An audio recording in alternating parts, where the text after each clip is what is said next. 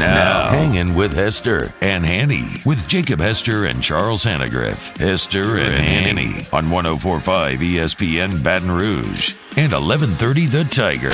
Alongside Jacob Hester, here's Charles Hannegriff.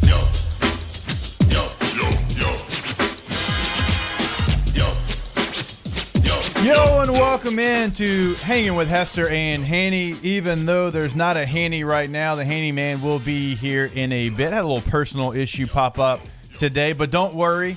We have another H here. That is Hunt Palmer, wearing his Hungry Howie's polo, but did not bring any pizza. That's correct. But you know what? I'm available out of the pen. I'm not Rivera, who's like got his tennis shoes on and he's taking a nap in the clubhouse. I'm ready to go. And so when the coach comes out and puts his hand up and needs to go to the pen, I can be available. I will give you that. And you've always been that. So we do appreciate that. Josh Ward on the ones and twos, Paul O'Neill on the video.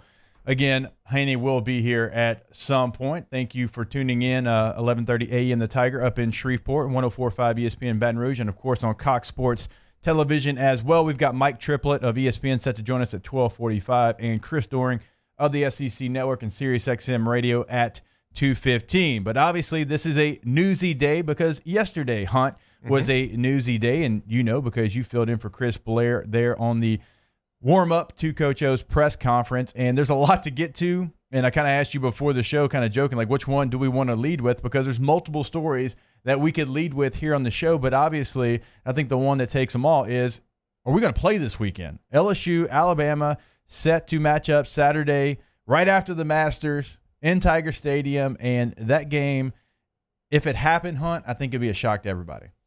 I wouldn't be shocked because I mean, you have the ability to call it right now, which Auburn and Mississippi State said, yeah, we're out. We can't do it. So it would lead me to believe that right now LSU's got a chance. Now, whether that's we need some negative tests to show up, whether that's we got to wait till this quarantine clock runs out and have no more, or what, who knows? I'm not in that building and I don't know what the situation is, but it wouldn't shock me if they played because as someone asked me today, are you planning for LSU to play today? And I said, well, I mean, I don't have a dinner reservation. I mean, yes, I'm planning right now for LSU to play and for us to go on the air at 3:00 and kick the football off. If they sent a press release out in the next 45 minutes and said, yeah, we're out of here, that wouldn't shock me either, but that's where we are. And you don't have a bachelor party. That already took place this weekend, so you're good to go. By the way, how did that go before we move on? I hit a lot of golf shots. It was a poor effort. Those are some difficult golf courses. We had a lot of fun. They are really pretty, and the weather was awesome. It was superb. All right, well, that's good to know. And by the way, that was an unplanned bachelor party. You had to kind of move it around a little bit. It's 2020, and you just figure out. And that's where I'm going. That's what it is in 2020. We're speculating, is LSU going to play the game this weekend? We know that the Florida game already got moved back to December the 12th, and that was your mulligan. Now, the SEC could be creative. You could play some of those games on the 19th, even though you have a championship game on that day. We've seen conferences have teams that aren't in the championship game play their game out because of weather. That's happened before. That's a real possibility. Do you think they are going to be willing to get creative? I do, because you don't have to. We saw them move the game, LSU's game to Missouri on a few days' notice. If you can stay right now, that teams like LSU, teams like Mississippi State, some of these teams that are losing games here, you can schedule them a football game the day of the SEC championship game. You can do that. If you think it's important to the integrity of the league or for everybody to play, for whatever reason, you need teams to play that at the LSU could do that. They can't play Alabama that weekend, right? But they can play somebody that weekend if you need to shuffle the deck and move things around. So I do anticipate that the league will get creative and try to get as many of these games played as they can. I think that they won't want to throw their hands up because there are teams in this league, teams in the ACC that are fighting for what they believe to be and what I believe to be a legitimate championship run. Right. And you want to legitimize that as much as you possibly can. And if you've got some teams playing 7 and 8 games that are in the fight for that and everybody else is playing 10, you've got some issues. So I think they're going to try to do everything they can to get games played anywhere, everywhere, and wherever and whenever they can. And I agree with you there. And as we take a look at the SEC, it's not only LSU and Alabama that's in jeopardy. You mentioned it. Auburn and Mississippi State has already been postponed. Texas A&M at Tennessee. Texas A&M has positive tests. When you look at Arkansas at Florida, Arkansas's head coach Sam Pittman has COVID right now. So there could be a possibility of that game. We know Florida's already dealt with their own COVID issues. They went 21 days without playing a football game. And so the SEC has already had to get creative. And this sounds crazy, but I think now that you have multiple teams with a case where they might not be able to play, you might have more likelihood of being creative because you have to. Like, you don't really have a choice. You have to kind of place these games because let's not forget all the revenue that's lost. If you don't play this game for LSU, Missouri already had to be moved to Mizzou. You're going to play 3 home games. Yeah. 5 was going to lose you a ton of money already. 3 is really going to hit your numbers right in the gut. Yeah, and that's for sure. My first thought, and maybe this is wrong, because the dollar generally rules the world, and it always did until March of this year when we said, to hell with the dollar, everybody stay inside. And that's the first time I've really seen where the dollar didn't take precedence. And so that was always my fallback, and it's not necessarily the case all the time now, but that's a good point. My thought would be that the SEC office would say, okay, we're prioritizing football games for Texas A&M, Alabama, Georgia, and Florida right now. Those teams have to play every game they can possibly play. If LSU or Mississippi State or Vanderbilt misses a week, we'll just have to live with it. They got 3 losses, they got 4 losses, they got 5 losses. Yeah. It is what it is. Those teams who have a chance to go 10-0, 9-1, even 8-2, and get into the championship game, we gotta try to get those teams to play games and make that happen if we can. And LSU's going to be in the thick of this thing because the 2 games that they're potentially going to miss, we already know the Florida game, but if they miss this Alabama game, that's the 2 teams that look like right now they're going to be in Atlanta. So you almost feel like those games have to be played, at least the Florida part of it. You know Georgia's going to be screaming, wait, no, we want you to play that LSU game. So to me, if you got to tell Ole Miss, hey, you and LSU are playing the week of the championship game because neither one of y'all are in it, they may have to make that call. Now, obviously, Ole Miss has got games that are scheduled too, and I don't have everything in front of me to go ahead and move all the deck chairs around, but that's a conversation that, in my opinion, needs to be had. That's what I got Herb Benson's there for. We know he's going to get it right. He'll get it right. He'll move the pieces where they're supposed to go, and I'm sure they'll wait till they're mathematically eliminated before they say, okay, we're going to play that game on December the 19th because they don't want to put it out there right now, even though we know there's some teams that are going to be in Atlanta. They'll wait until, okay, you're eliminated. We're going to move that game, this game, and that game. That way we can get everything figured out. Like, that's a real possibility. They might not announce it right now, but you can bet in Birmingham they've got a board saying, okay, as soon as this team gets eliminated from Atlanta, let's go ahead and let's move this date to December the 19th. I think that's what you got to do. And it's very funny to see the interactions, the people who desperately want to play these games and make every move, and the people who are like, I don't really care. You do whatever you want. It's a lot of it. It's a lot of it's fan debate back and forth on Twitter, but it's still interesting nonetheless. And we've mentioned teams have already moved games. They've had that mulligan that the SEC put in place. We know that there's other conferences that don't have the luxury of having that mulligan, and now we're talking about multiple games for some teams. And we don't know what the future holds. Like, we don't know what the last couple of weeks of the season. There might be another game on someone's schedule that has to get postponed as well. And then you're going to miss games. Then you've used everything you can. You've done everything you can do. You don't have to play games after New Year's just to get them done. You got to get them done within the framework and within the time that we've got to play the games. And if you run out of dates, you run out of players, that's what happens. I mean, they put guidelines in place. You've got to have 53. You've got to have a quarterback. You got to have 7 offensive linemen. You got to have 5 defensive linemen. And if a certain point comes that you don't have that, and you've got guys opting out that don't want to play and participate in this, they want to protect themselves, or they've lost, that's just the breaks. That's just what happens. But you got to try. We've heard from LSU. This is not confirmed. This is, reporters putting it out there on Twitter. I know Brooks Cabina had it. I think Brody had it as well, that LSU has 1 quarterback, TJ Finley. They have no tight ends right now. That's troublesome, to say the least. They don't have their deep snapper, which we all know that's a specialty position that if you don't have your guy out there, the last thing you want is someone out there trying to do that. That happened to me in the pros one time. Love Brandon Seiler. Is a great linebacker at Florida. Our guy, Dave Ben, who was like 16 years in the NFL, pulled his hamstring in the preseason. We put B-Sai in there because he'd done so good at practice being a deep snapper.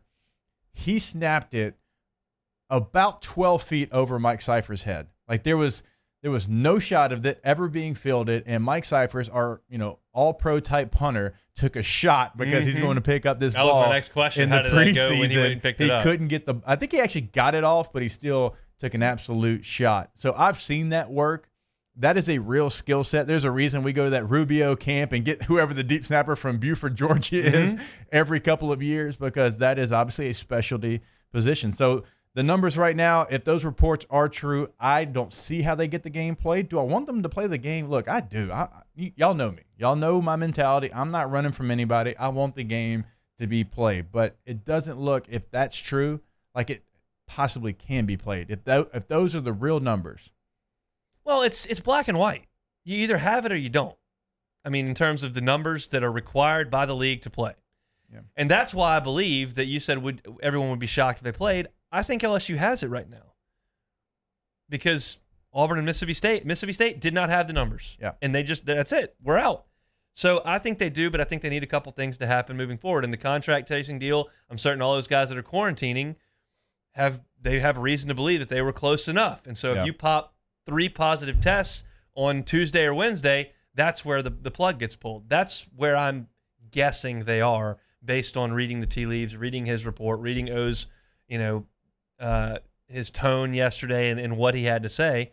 I think LSU's right there on the line, and you could lose it in 2 days. Obviously, they had the device that we've talked about so many times. We've talked about it with Dr. Etheridge, that for that contact tracing, they're able to know exactly how long they've been around someone who does test positive. So they have raw numbers that they can look at and make a decision off of that. If you are truly down to one scholarship quarterback, that's obviously a doomsday scenario because Miles Brennan being out of this game, and we'll talk about that coming up here in a bit. If Max Johnson is indeed not available for this game, you're talking about either a walk-on quarterback or some type of a wildcat scenario where this is like the 37th time we've brought this up in the last couple of years. John Trey Kirkland probably is the guy that gets back there. He's a high school quarterback. We've heard of him doing it at practice. That's not what you want facing the number one team in the country.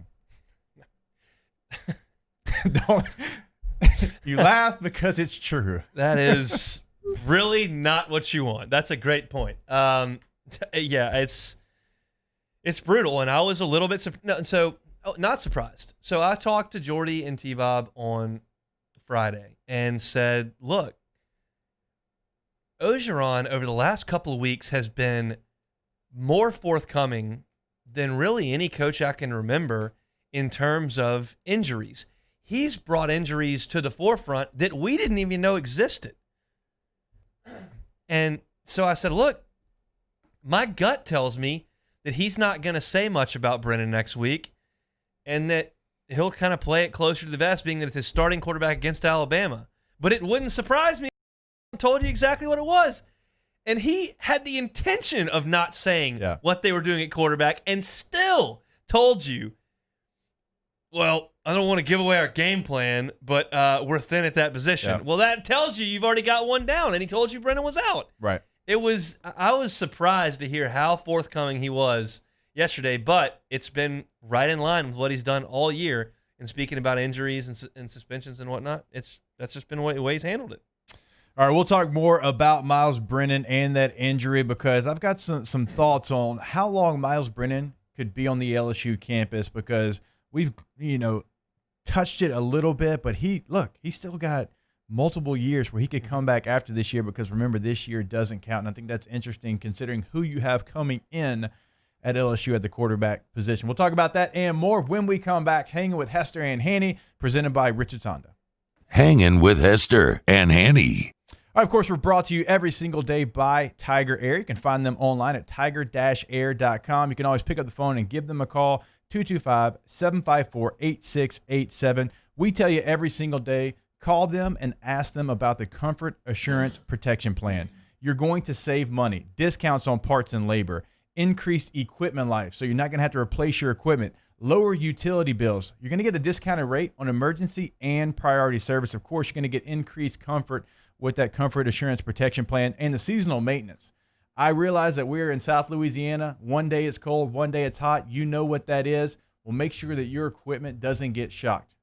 Keep your system up to date and make sure it can handle all this crazy South Louisiana weather. Again, you can go to tiger-air.com to find out more information on that protection plan and call them at 225-754-8687. Saints coverage, Chiefs, Cowboys, Thursday night, Sunday night, and Monday Night Football. From the opening kickoff to the playoffs and the Super Bowl, the NFL lives on 104.5 ESPN Baton Rouge.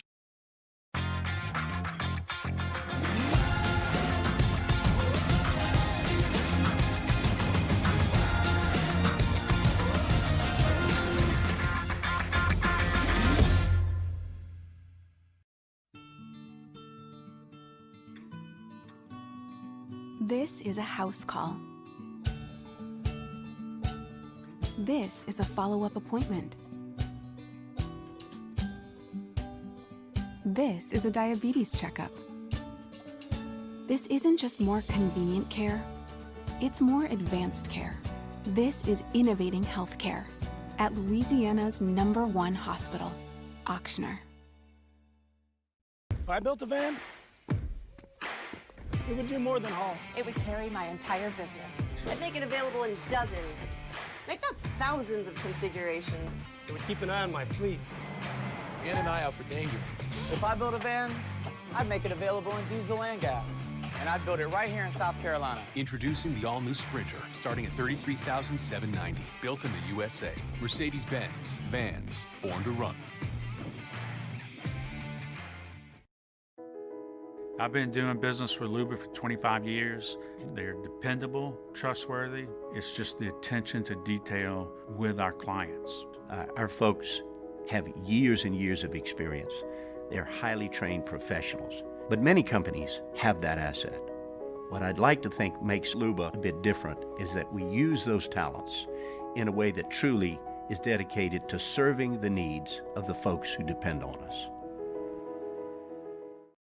Gulf Coast Bank and Trust is a local bank with a straightforward philosophy. It's about doing the right thing for our customers. Participating in our community with annual local fundraisers. Offering individual attention in a modern banking atmosphere with a trusted local company. Gulf Coast Bank invested in technology with a local touch, giving our customers the power to bank anywhere, anytime. We're building relationships through personal service as the bank that cares about you. Gulf Coast Bank and Trust, the bank that cares about you.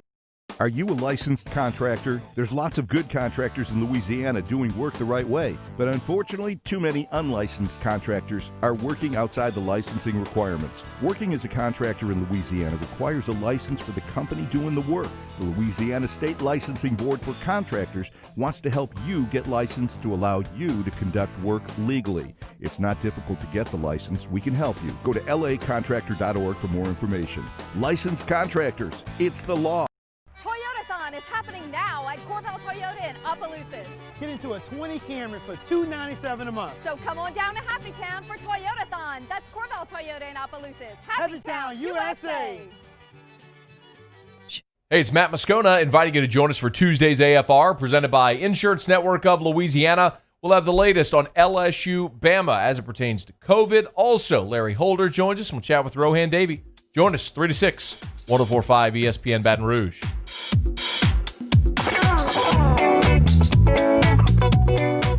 Hangin with Hester and Hanny on 104.5 ESPN Baton Rouge and 1130 The Tiger. All right, welcome back in. Hanging with Hester and Hanny, presented by Richards Honda here on a Tuesday afternoon. Jacob Hester alongside Hunt Palmer for the moment. Hanny had a deal pop up, and so Hanny will be here at some point today, but we went to the bullpen, and we didn't get Rivera. I mean, come on. That's the greatest I'm of just all trying time. to throw sinkers down and out of the zone. And get I was going to say John Rocker because I'm a Braves fan, but you don't want to be associated with John Rocker. He does hustle. Mark Wohlers. Take him. I'd like to have a little better command than Mark Roller. He's a little all over the place. Trevor Hoffman's really good. Yeah. He had command, but good changeup. Really good changeup. Billy Wagner. It would be Billy Wagner? Yeah, throw it the wrong hand and throw really hard and strike a lot of guys out. Great. Sounds good. Billy Wagner here with me, ladies and gents. All right, let's talk about Miles Brennan and his injury. Coach O already ruled him out for this game if this game is played on Saturday against Alabama. No real surprise there. The surprising part was Coach O saying that he possibly could be done for this season. And this is a guy that I'm just absolutely gutted for because he did everything the right way. I laid it out yesterday. I have an appreciation for what Miles did because my quarterback, Matt Flynn, did that. And I know how hard it was for Matt at times because he knew he was talented. He knew he could lead a championship team, but he just didn't get that opportunity because he had the #1 pick in front of him. Same situation for Miles Brennan, right? You got Joe Burrow, #1 pick in front of you. And he was playing well. I know it was early. I know the competition, but Miles was playing well. Go back and watch the tape. He was getting better each and every week. And then he gets hurt, and you think, oh, well, he's going to be back. He's going to miss maybe a game turns out he could possibly miss the year. And it really got me thinking, okay, well, what does that mean for Miles? Because this year doesn't count. Miles next year will be, again, a redshirt junior if he chooses to be, with 2 seasons to play. Now, we know TJ Finley, we know Max Johnson, we know you've got 2 really good, highly touted quarterbacks coming in the next 2 classes as well. Is there a scenario you can play out that Miles Brennan plays 2 more years past this year? Absolutely. I mean, I think it's probable. I mean, does he look like a second-round pick to you? I mean, he looked really good college quarterback. Yeah. But we've seen him play 3 games. So yeah, I think that's very, very, very likely. I think, as we've talked about, when you stockpile these quarterbacks, as LSU is doing, not all of them are going to start a game for LSU. Some of them won't, and some of them won't graduate from LSU. That's just the nature of stockpiling quarterbacks. Go ask Georgia. That's just the way it goes. So you get as much talent in this position as you can. You have competition, and the best player plays, and you hope that player is really, really good. And Miles, his last 2 games there, as he got hurt, were phenomenal. He was playing great football, and I anticipate that he'll do that again the next time he gets out on the field. Unfortunately, we think that maybe next fall. It does give you a surplus, but as you said, we know the deal. We know where college football is. We know the times that we're in. Miles and even Mac Jones at Alabama, they're the unicorns. You don't see them very often. In fact, they don't really exist. That's why they're unicorns. And they stayed, and they got their opportunity, and Mac didn't get hurt, and he's playing extremely well. Kyle Trask is another guy that you can kind of point to. Kyle Trask waited in high school. He sat behind Derek King, and then he sits behind Felipe Franks. He gets his opportunity, and the rest Felipe is history. Leaves. Stetson Bennett's Georgia's quarterback. He already left. Not that he was a highly touted recruit. He was a walk-on, but he left and came back. I mean, you look at, Mac Jones waited, but he was waiting with Talia Tagovailoa, who left, and now he's at Maryland. They don't stay. When you bring them in, they don't stay. Miles did. That's rare, but it's just not realistic to think that Miles, the 2 freshmen, and the 2 guys after that are all going to play quarterback for LSU and have successful multi-year careers as a starter. It just doesn't work that way, but that's why you continue to recruit them. You hope you've got some strong, mentally tough guys that are okay with sitting at some point, and then when it's somebody else's time, you hope they shine, and Miles was doing that, and it got taken away from him for a year, which is super disappointing. There is plenty of playing time to go around in college football, and people are realizing that. They're realizing I can go to this top program, I can fight my butt off to try to get the starting job, and if I fall short, it's not doomsday like it used to be. I'm not just going to rot here on this bench, right? I'm going to go to Maryland. I'm going to go to Ohio State. I'm going to come down to LSU from Ohio State, and I'm going to play football because that's what I want to do. I want to play football. So I don't necessarily get mad at quarterbacks because quarterback's not receiver. It's not running back. It's not DB. It's not linebacker. Because if you're a linebacker or if you're a running back, well, there's going to be multiple cats that play. In fact, there's going to be multiple on the field at the same time. So if you leave because you're not playing when you're a true freshman, that's on you. Wait your time. You're going to get on the field. Just relax. When you're a quarterback, there's one. And when there's one guy and you know what classification he's in and you can't see an end to him leaving and you getting the playing time, you decide to leave, okay, I think that's a little bit different. The only places, I'm going through the SEC in my head in the past 3-4 years and how quarterback competitions have shaken out. A&M brought in Nick Starkel and Kellen Mond. Both guys started games early in their career, and Mond won, and Starkel went to Arkansas, and he played. Then you look at Mississippi State. They've got a grad transfer in at quarterback. You look over at Alabama. Talia Tagovailoa left, and you have Mac Jones who started. The Kyle Trask, Felipe Franks situation at Florida. Georgia's been a revolving door of quarterbacks over there. South Carolina started a grad transfer at quarterback. It's musical chairs back there. You look some of the places in the league. LSU's brought all their guys in, and there's 2 of them are freshmen, but that's the way it goes. I guess you could say that Lil Narcisse left and Justin McMillan left, but that's part of it. And then Auburn's had Bo Nix, and they're going to have him for the foreseeable future. Yeah. Garantano's been back there for 4 years doing nothing. Auburn had a quarterback leave and go to Liberty. Yeah. Right? Liberty's quarterback was at Auburn. Oh, and there's one at Kentucky. Yeah, Joey Gatewood. Yeah, Joey So that's not. We need to get the red strings out right here. And that's just off the top of our heads. We didn't even plan. That's just the way the league is at quarterback. Uiagalelei, if he is at Clemson and Trevor Lawrence, for whatever reason, said, I'm not going to the Jets, and he came back, didn't you have a situation that, like, it happens everywhere, right?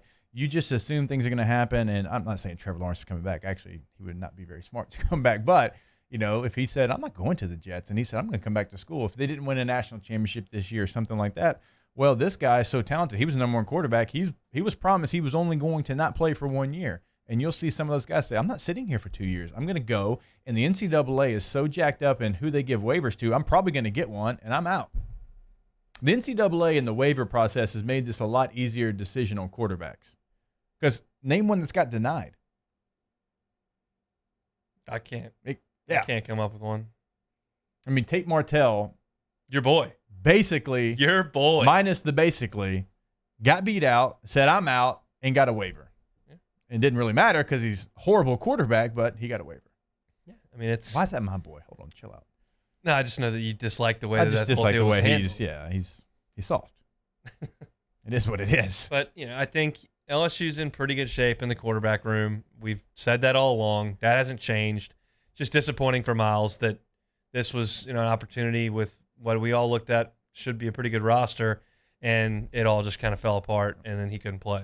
All right, we've got plenty more to talk about with this game. Is it going to happen? We don't know. Hopefully we'll find out soon. Remember, the Florida game got announced on a Wednesday, so there still is some time for them to figure some things out, to figure out if they're going to play this game. We've already had some in the SEC canceled, so we'll keep you up to date here. If anything breaks, obviously we'll react to it. We've got Mike Triplett set to join us still at 12:45 to talk Saints. We've got Chris Doering of the SEC Network to talk about all the things going on right now, because there is a lot in the SEC at 2:15. At some point today, Hanny will be here. At least that's what we think. So if Hunt thinks he's leaving and Hanny's not here, he's got another thing coming to him. He has his Hungry Howie's polo on, but he didn't bring pizza. We'll talk about that later as well. A lot to come here on Hangin with Hester and Hanny, presented by Richard Honda. Hangin with Hester and Hanny. Louisiana811.com is the website to go to, because we know you can pick up the phone and dial 811. You have to call before you dig, right? We understand that there is some power lines that are buried extremely shallow in Louisiana. Dial the number 811, but we give you the website because we want you to know that you can submit a ticket on the site as well. So you can call 811, or you can click on Louisiana811.com. Do not be that guy that thinks he doesn't have to do this. Don't be that guy that has a shovel, goes, he either floods his yard and his neighbor's yard, or he knocks out all the power in the neighborhood. It is the law. This is something that you have to do, and it's incredibly easy to do.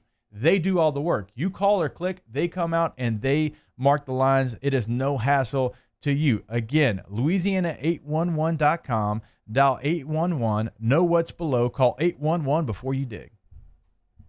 In times of need, get a full list of phone numbers, websites, and other important emergency information on the Demco Stormwatch page at 1045ESPN.com. If I built a van,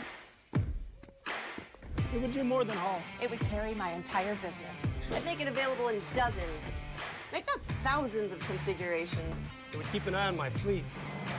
And an eye out for danger. If I built a van, I'd make it available in diesel and gas. And I'd build it right here in South Carolina. Introducing the all-new Sprinter, starting at $33,790. Built in the USA. Mercedes-Benz. Vans. Born to run.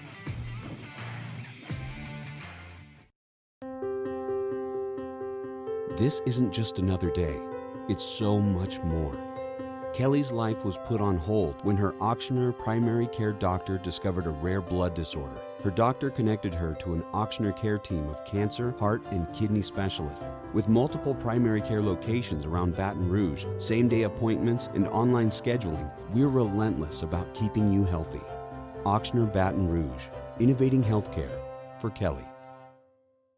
Gulf Coast Office Products is a nationally recognized Savin office equipment dealer based right here in Louisiana. Over 100 employees strong, Gulf Coast has the boots on the ground to support all vertical markets, from education, engineering, legal, and finance. With the latest in office technology, from desktop to production segment units, Gulf Coast and Savin have the perfect fit for you. Call 225-756-2644. That's 756-2644 for Gulf Coast Office Products.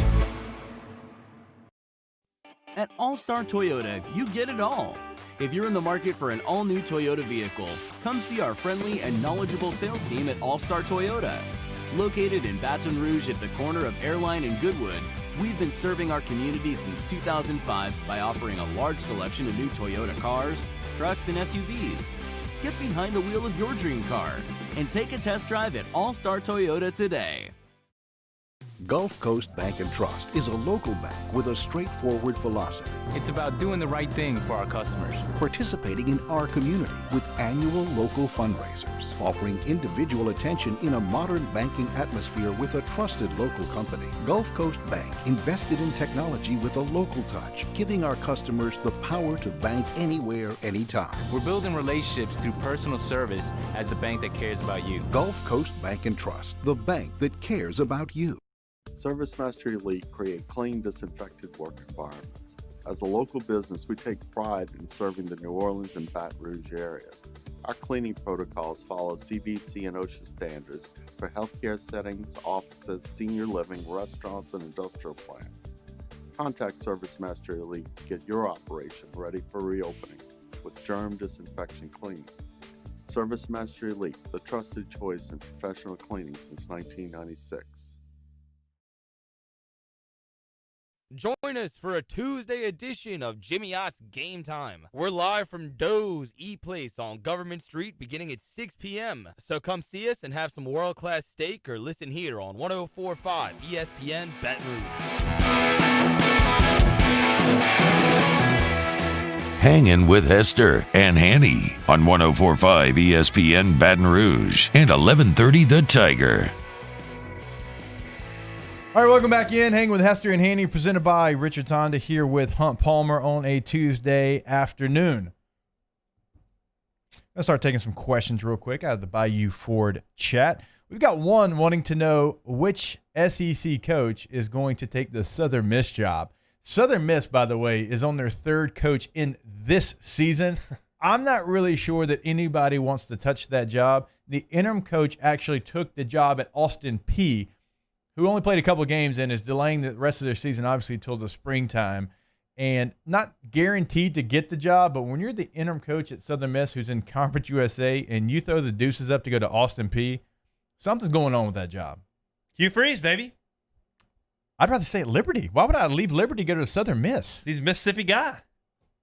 Come to the SIP. I can be a Virginia guy, too. Isn't that where Liberty's at, I think? Maybe, sort of, kind of. Sure. Whatever. By the way, they've won 2 ACC games. Mm-hmm, they have. There's not going to be, in my opinion, a lot of SEC jobs open because of COVID, because of the buyouts. But I'm not sitting here talking in absolutes because there's going to be – it's not going to be who should be let go, I think. But I think people are going to have their hands forced. I think there will be 2 SEC coaches who – outside of South Carolina, who do you have? Derek Mason. Okay, that I don't know, because Vanderbilt's not even allowing fans in the stadium. They don't seem to really care right now about getting any kind of revenue. And I realize they don't have a fan base, but that is a destination spot. Even in COVID, there's still spots in Nashville that people will travel to go to from other fan bases. I don't know if they care enough about football to make a move and pay Derek Mason any extra money to go away. They're such a good fit in the league. I mean, he's a terrible coach. They're historically atrocious. Yeah, if you just don't care, then you don't care. But I still think you're going to fire him. I mean, you can't watch that team and be like, yeah, this guy's got it. Okay, so it's still Vanderbilt though. So I think Derek Mason is actually going to be in his same spot. Will Muschamp, I think that is a different story.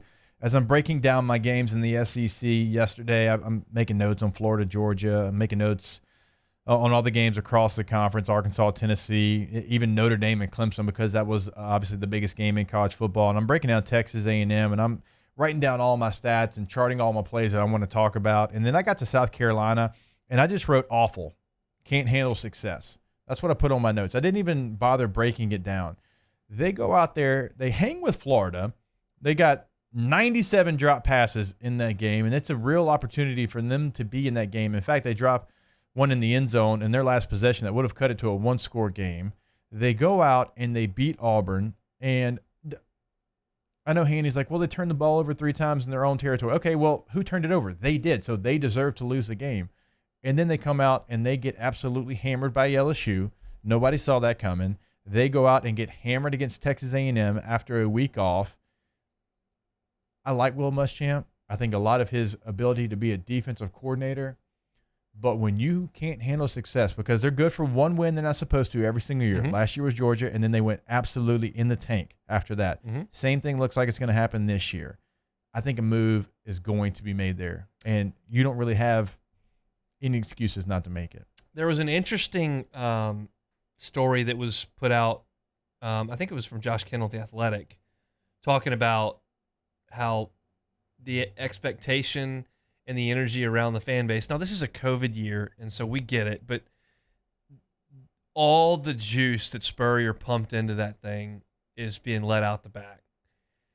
And it's brutal to follow that guy who took over a program that had been the laughingstock of two different conferences to an extent, had never had success at any level, and won 10 games 3 years in a row.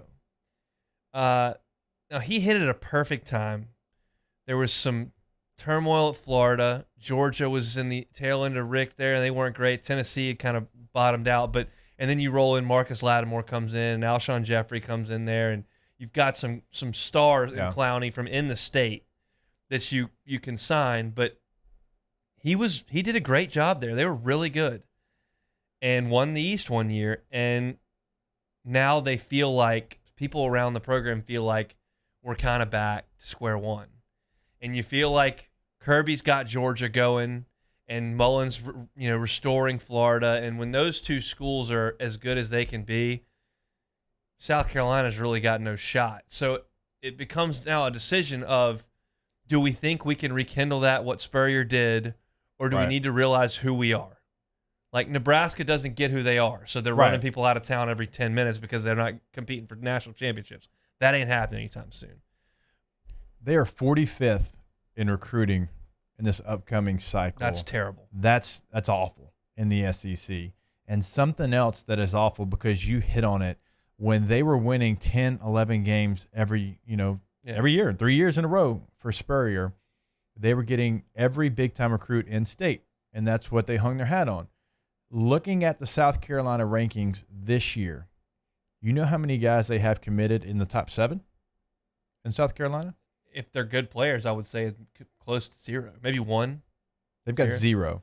Georgia, Florida, North Carolina, Florida State, North Carolina, Louisville, Alabama. Where's Clemson? Well, Clemson can kind of go wherever. Yeah, that's kind of the point. But that's another thing that makes that job a really tough one to go.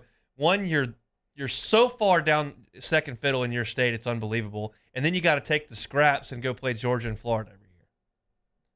And not to mention the fact that it hurts my soul to say it, but your permanent opponent looks like they're playing a little bit better too. So it's not good. By the way, just in case you're wondering, they don't have anybody in the top 20 in the state of North Carolina. So even a little bit north, they still don't. And Clemson's got pretty much all of them. So doesn't look like there's going to be a lot of movement within the SEC outside of that one job, because I disagree with you a little bit. I don't think Vanderbilt is going to make a move because they're Vanderbilt and they don't care. Well, I can't argue with that they don't care. I can discuss the performance, which they're going to go in their last, after this year's over, in their last 18 SEC games, they're going to be 1-17. Real quick, before we take a break, we got to take a break a little bit early because we're going to be joined by Mike Triplett of ESPN to talk about the Saints, and we're coming up on the hard break at the end of his segment, so we want to get to it. The model that LSU used for Coach O, the model that Sam Pittman used for Arkansas right now, great position coach, great motivator, great CEO, all those type of things, we know what I'm talking about, has worked. Could you see more teams doing that opposed to let's go get the young, upcoming, hotshot coordinator who scores 70 points a game? Got to be the right fit. There's something about wanting to be at a place too, though. Like the other two guys I talked about, there's no other place they want to be. Like they want that job worse than anybody else in America, and that shows and that helps. I mean, there's something to going to get Sam Pittman or Ed Ogeron to come be your coach, but there's also something to be said for going to hire Dan Mullen, who took a program that had nothing and made them competitive and borderline good at times for a decade. Like, that's going to work. Yeah. So yeah, I mean, I'm not going to bypass something that's seems like a sure bet, but I'm certainly not going to dismiss things. I'm also not ready to throw Sam Pittman right into the ring as, No. I mean, he's not on the same level as Coach O. Coach O's won a Fiesta Bowl, won a national championship. I'm just saying that type of model is something that I think you could see other people start to use. By the way, one last thought here. Will Muschamp knew this year was critical when he went and got Colin Hill to be a quarterback, and he tried to steady the ship enough to save his job, because if he didn't, Ryan Helinski every day, twice on Sunday, would have been the quarterback of this team. He was a 5-star recruit out of California. You want to play those guys to help you in recruiting. He had over 2,000 yards a year ago.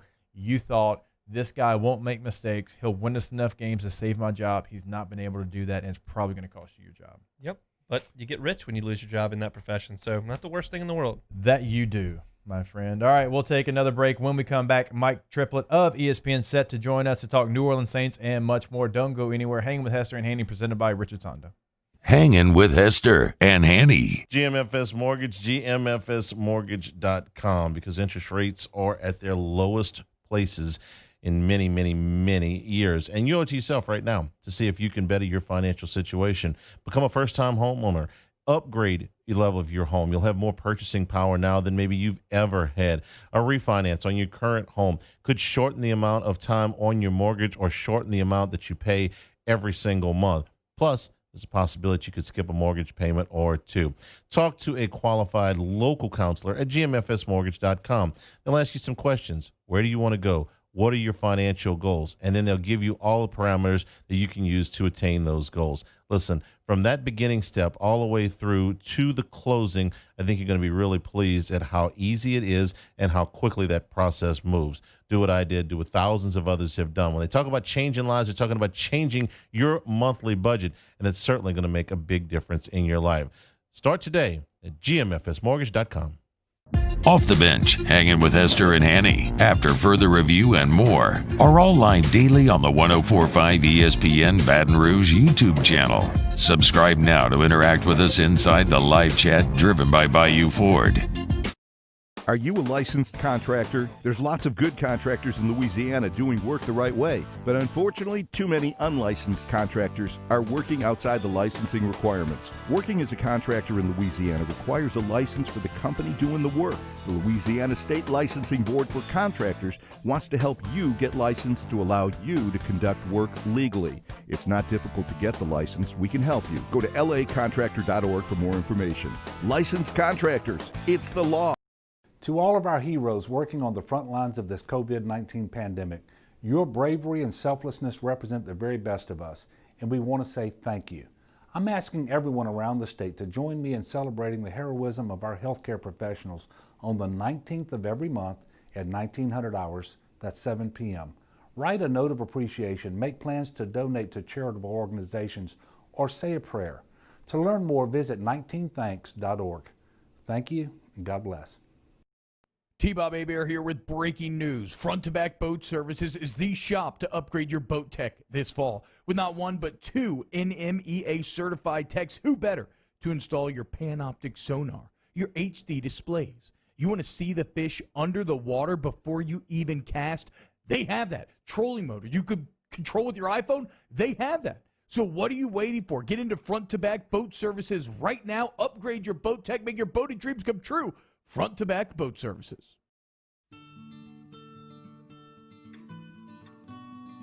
This is a house call. This is a follow-up appointment. This is a diabetes checkup. This isn't just more convenient care, it's more advanced care. This is innovating healthcare at Louisiana's #1 hospital. Auctioner. If I built a van, it would do more than haul. It would carry my entire business. I'd make it available in dozens, make not thousands of configurations. It would keep an eye on my fleet. And an eye out for danger. If I built a van, I'd make it available in diesel and gas.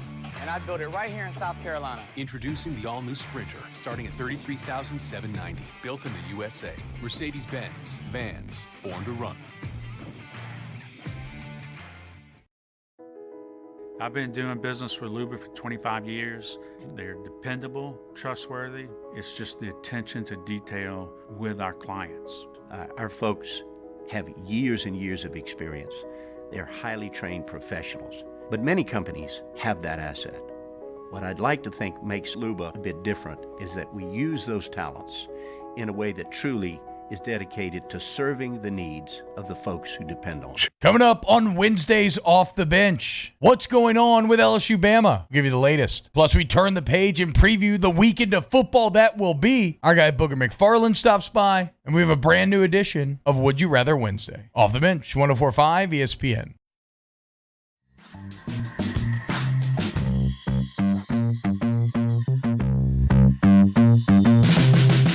Hangin with Hester and Hanny on 104.5 ESPN Baton Rouge and 1130 The Tiger.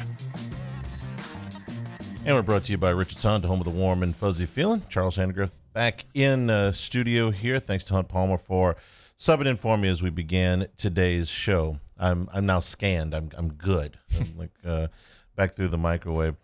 Mike Triplett from ESPN joins us now to talk Saints football as New Orleans comes off of the monster win against Tampa on Sunday night. Mike, good afternoon. How are you? Well, not as good as the Saints were the last night. We can only hope to. Well, have days like that, right? So when everything comes together like that, you know, you hope it goes that way every week, but it so rarely does. Give me reasons like 1, 2, 3, put them in order that, you know, why this thing happened the way it did. Well, I mean, if I could answer that, I'd have any job in the NFL, right? But it was a reminder, I think, that the Saints were a 5-2 team that was underachieving to start this season. I mean, they were 13-3 each of the last 2 seasons for a reason. Of course, they're not perfect, but they're really good in so many areas that, you know, last year I think we saw them kind of take turns a little bit. I think people forget they won a couple games with great defensive efforts. They beat the Cowboys 12-10. They beat the Jaguars 13-6, and we were waiting for one of those dominant defensive performances. I think we expected one of their best offensive performances once everyone was back. Michael Thomas and Emmanuel Sanders coming back, and this team is just so hard to defend when you've got those guys and Alvin Kamara playing the way he is. So I don't think the offensive performance was a big surprise. I don't think the defensive performance was that, you know, that stunning. We've seen them have games like that. It's just so rare when you play your best in every category all at the same time. Mike, I think whenever Michael Thomas went down, all Saints fans were worried because in years past they haven't had anybody really step up at that position and kind of take the reins. They've kind of searched for a number 2 and a number 3 over a certain amount of years, and I think this year that's kind of what's different. It's been a different guy, and this game is a perfect example. You had Deontay Harris with a big catch. Adam Troutman had 3 big catches. Emmanuel Sanders had a touchdown. You had guys step up, and they stepped up when he was gone, and now they're continuing to step up when he's back in the lineup, and that's what makes the Saints team so dangerous. Well, the thing that surprised me more than anything that's happened this season is that teams were not triple teaming Alvin Kamara on every third down. Like, I could not believe that Bears game when they didn't have Thomas and they didn't have Sanders and they didn't have Marquez Callaway, that teams weren't just completely selling out to stop Alvin Kamara. But then we saw it in this game. That's what Tampa Bay did on the Traquan Smith touchdown. They had 2 or 3 guys follow Kamara, and nobody covered Traquan Smith. And that's just going to keep happening. I mean, Kamara and Thomas both deserve to be double teamed. If that means Emmanuel Sanders is going to be singled, if that means Jared Cook is going to be singled, if that means Adam Troutman or Traquan Smith are just going to go completely uncovered, not to mention Marquez Callaway, Latavius Murray, you know, boy, does that open up a lot of things for your offense. Mike Triplett is our guest. Mike, is this as simple as saying that the New Orleans Saints, for a team that's 8 games into a COVID season, are now about as healthy as anybody in the National Football League? I mean, the receivers are obvious enough, but they haven't had that starting offensive line together very often. They didn't have Marcus Davenport for the very beginning of the better part of the first month of the season. They've had guys in and out of the secondary, all in addition to the receivers, plus Jared Cook. If you get to 8 weeks in a COVID season and you look like the Saints roster does right now, isn't that half the battle? Yeah, well, and Janoris Jenkins, another one Yeah. who is a guy I think they're going to count on down the stretch, missed a few games in there. I completely agree. I mean, it's funny that the Saints are tied for the best record in the NFC right now at 6-2, because so many of those games they easily could have lost. They'd come from behind and win, sometimes by double digits. But it almost feels like they were 4-4 in the first half, but now things are going to come together. To start with the head start they're starting with, expectations really should be through the roof. And I also looked at the schedule, and obviously the schedule doesn't always matter with the Saints. I think those 2 games against the Falcons will be difficult because the Falcons have been competitive. They just haven't been winning these games. The Saints, only 7 of their final 8 opponents have losing records right now. So, I mean, the expectations should be through the roof for this team right now, and I agree. I mean, everything, the timing of everything coming together has been really good for them. Catching up with Mike Triplett of ESPN here on Hanging with Hester and Hanny.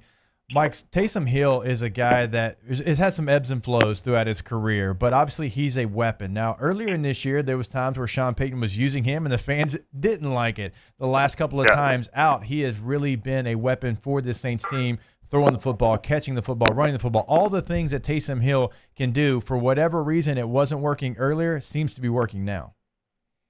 Yeah, and look, I have never given up on the Taysom Hill, like the ebbs and flows of Taysom Hill responses. Like, I think of him mostly, until this last game, he's like 90% a runner and part of their run game.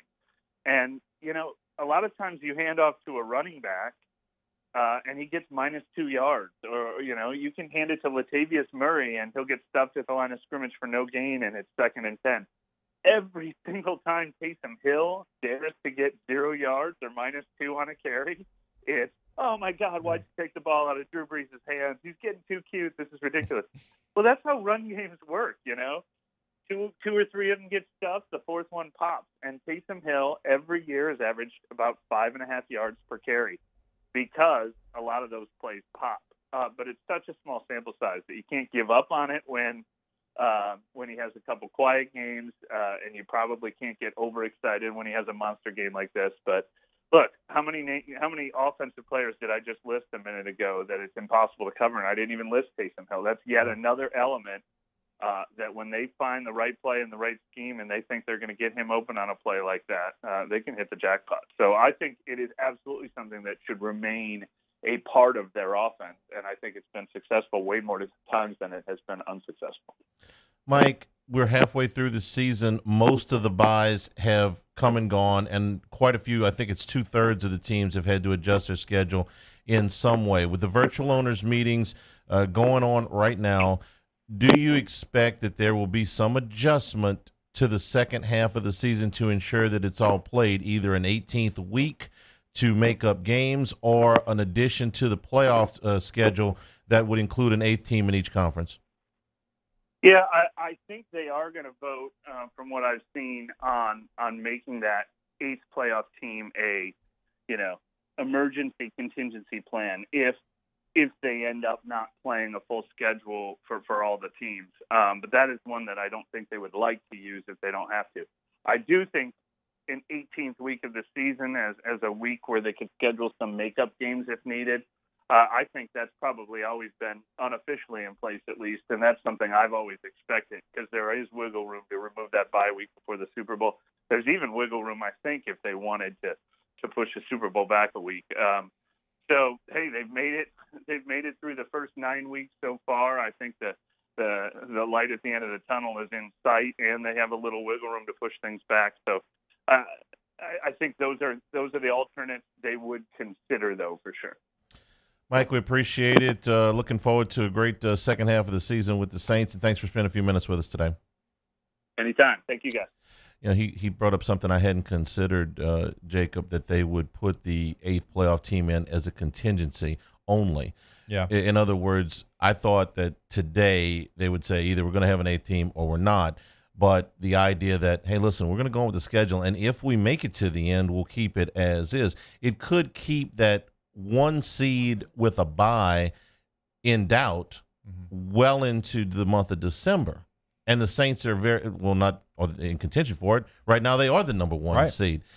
So you could be sitting there rooting for the Saints to be the number 1 seed and hoping that the number 1 seed still retains a bye if you get to the end. Like you needed another reason to vote against to root against COVID. Okay? I mean, so much movement within college football, high school, pro football that we've never seen before. So many things happening, decisions being made within the season when everything typically is laid out not only months, but like years ahead of time. They've moved the Super Bowl once before for 9/11. Yeah. The logistics of moving the Super Bowl are, so huge. Moving but the earth. It can be done, especially in a COVID year. Or they could use the other week. All kinds of things that could happen. Maybe know something from the owners' meeting, hopefully, before we end the show today. Hour number 2, straight ahead, hanging with Hester and Hanny, 104.5 ESPN Baton Rouge.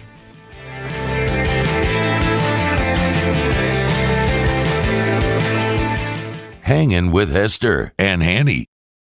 Gulf Coast Bank and Trust is a local bank with a straightforward philosophy. It's about doing the right thing for our customers. Participating in our community with annual local fundraisers, offering individual attention in a modern banking atmosphere with a trusted local company. Gulf Coast Bank invested in technology with a local touch, giving our customers the power to bank anywhere, anytime. We're building relationships through personal service as the bank that cares about you. Gulf Coast Bank and Trust, the bank that cares about you. Are you a licensed contractor? There's lots of good contractors in Louisiana doing work the right way, but unfortunately, too many unlicensed contractors are working outside the licensing requirements. Working as a contractor in Louisiana requires a license for the company doing the work. The Louisiana State Licensing Board for Contractors wants to help you get licensed to allow you to conduct work legally. It's not difficult to get the license. We can help you. Go to lacontractor.org for more information. Licensed contractors, it's the law. Do you know someone who sets a good example for all of us to follow? Someone who shows leadership, selflessness, and service to their community without being asked? We think that's the definition of a good citizen, and so does Citizens Bank and Trust.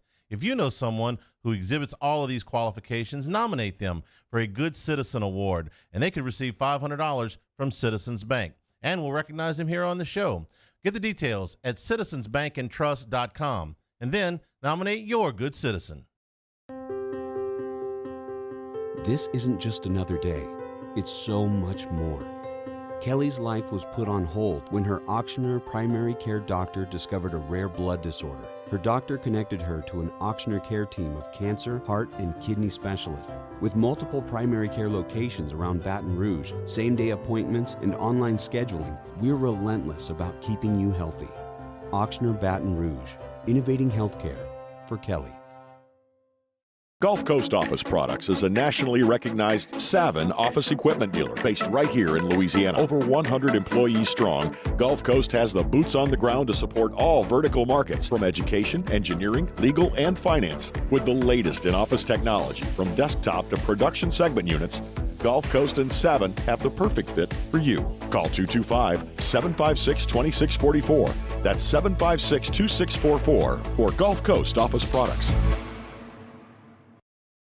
At All-Star Toyota, you get it all. If you're in the market for an all-new Toyota vehicle, come see our friendly and knowledgeable sales team at All-Star Toyota. Located in Baton Rouge at the corner of Airline and Goodwood, we've been serving our community since 2005 by offering a large selection of new Toyota cars, trucks, and SUVs. Get behind the wheel of your dream car and take a test drive at All-Star Toyota today. ServiceMaster Elite create clean, disinfected work environments. As a local business, we take pride in serving the New Orleans and Baton Rouge areas. Our cleaning protocols follow CDC and OSHA standards for healthcare settings, offices, senior living, restaurants, and industrial plants. Contact ServiceMaster Elite to get your operation ready for reopening with germ disinfection cleaning. ServiceMaster Elite, the trusted choice in professional cleaning since 1996. To all of our heroes working on the front lines of this COVID-19 pandemic, your bravery and selflessness represent the very best of us, and we want to say thank you. I'm asking everyone around the state to join me in celebrating the heroism of our healthcare professionals on the 19th of every month at 1900 hours, that's 7 p.m. Write a note of appreciation, make plans to donate to charitable organizations, or say a prayer. To learn more, visit 19thanks.org. Thank you, and God bless.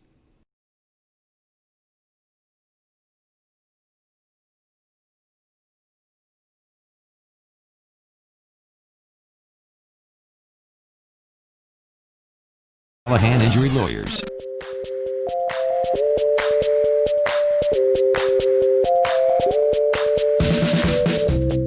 Hangin with Hester and Hanny on 104.5 ESPN Baton Rouge and 1130 The Tiger.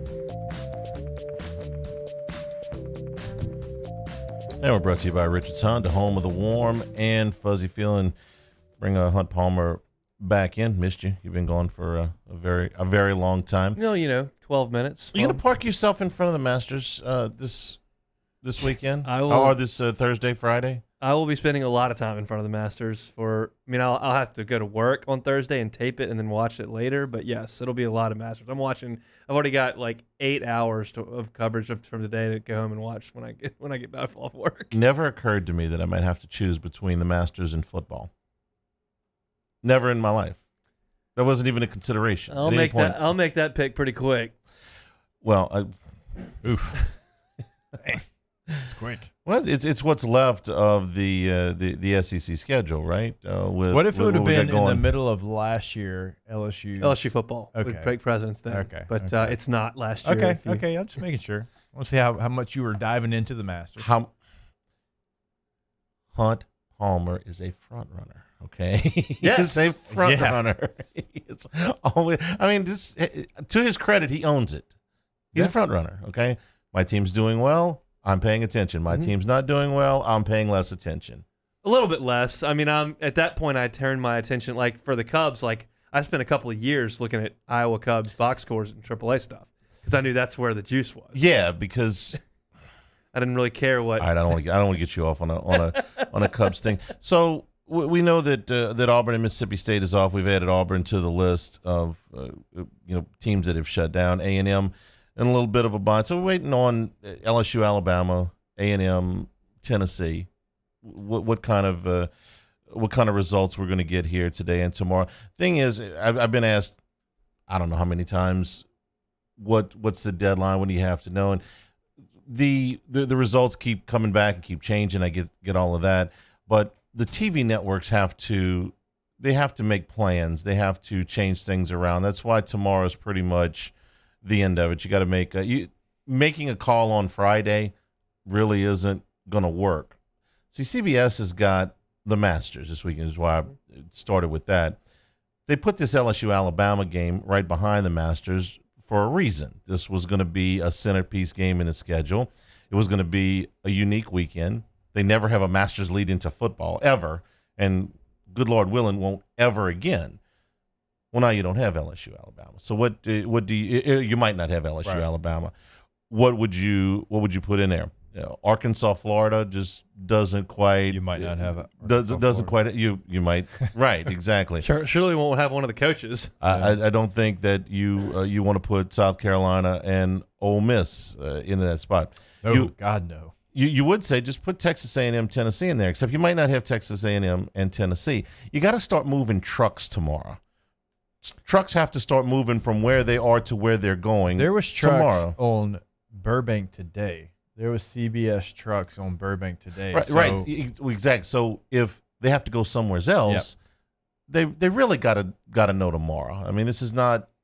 I've heard people ask, well, can they wait till Friday? Not really. No, they can't. I mean, they can't. They've got to make a call. I think there's a good chance we're going to hear something today, but if not, we'll certainly hear it. So tomorrow. I need to follow up on that with you because my head's running and I'm thinking, and I understand what you're talking about, but is your contention that if LSU is on the brink but is not where they are certain they won't have enough players to meet the protocols, they just won't take the chance and they'll leave, and if LSU, Alabama are going to play, they'll plug it in somewhere else if it turns out the testing's okay?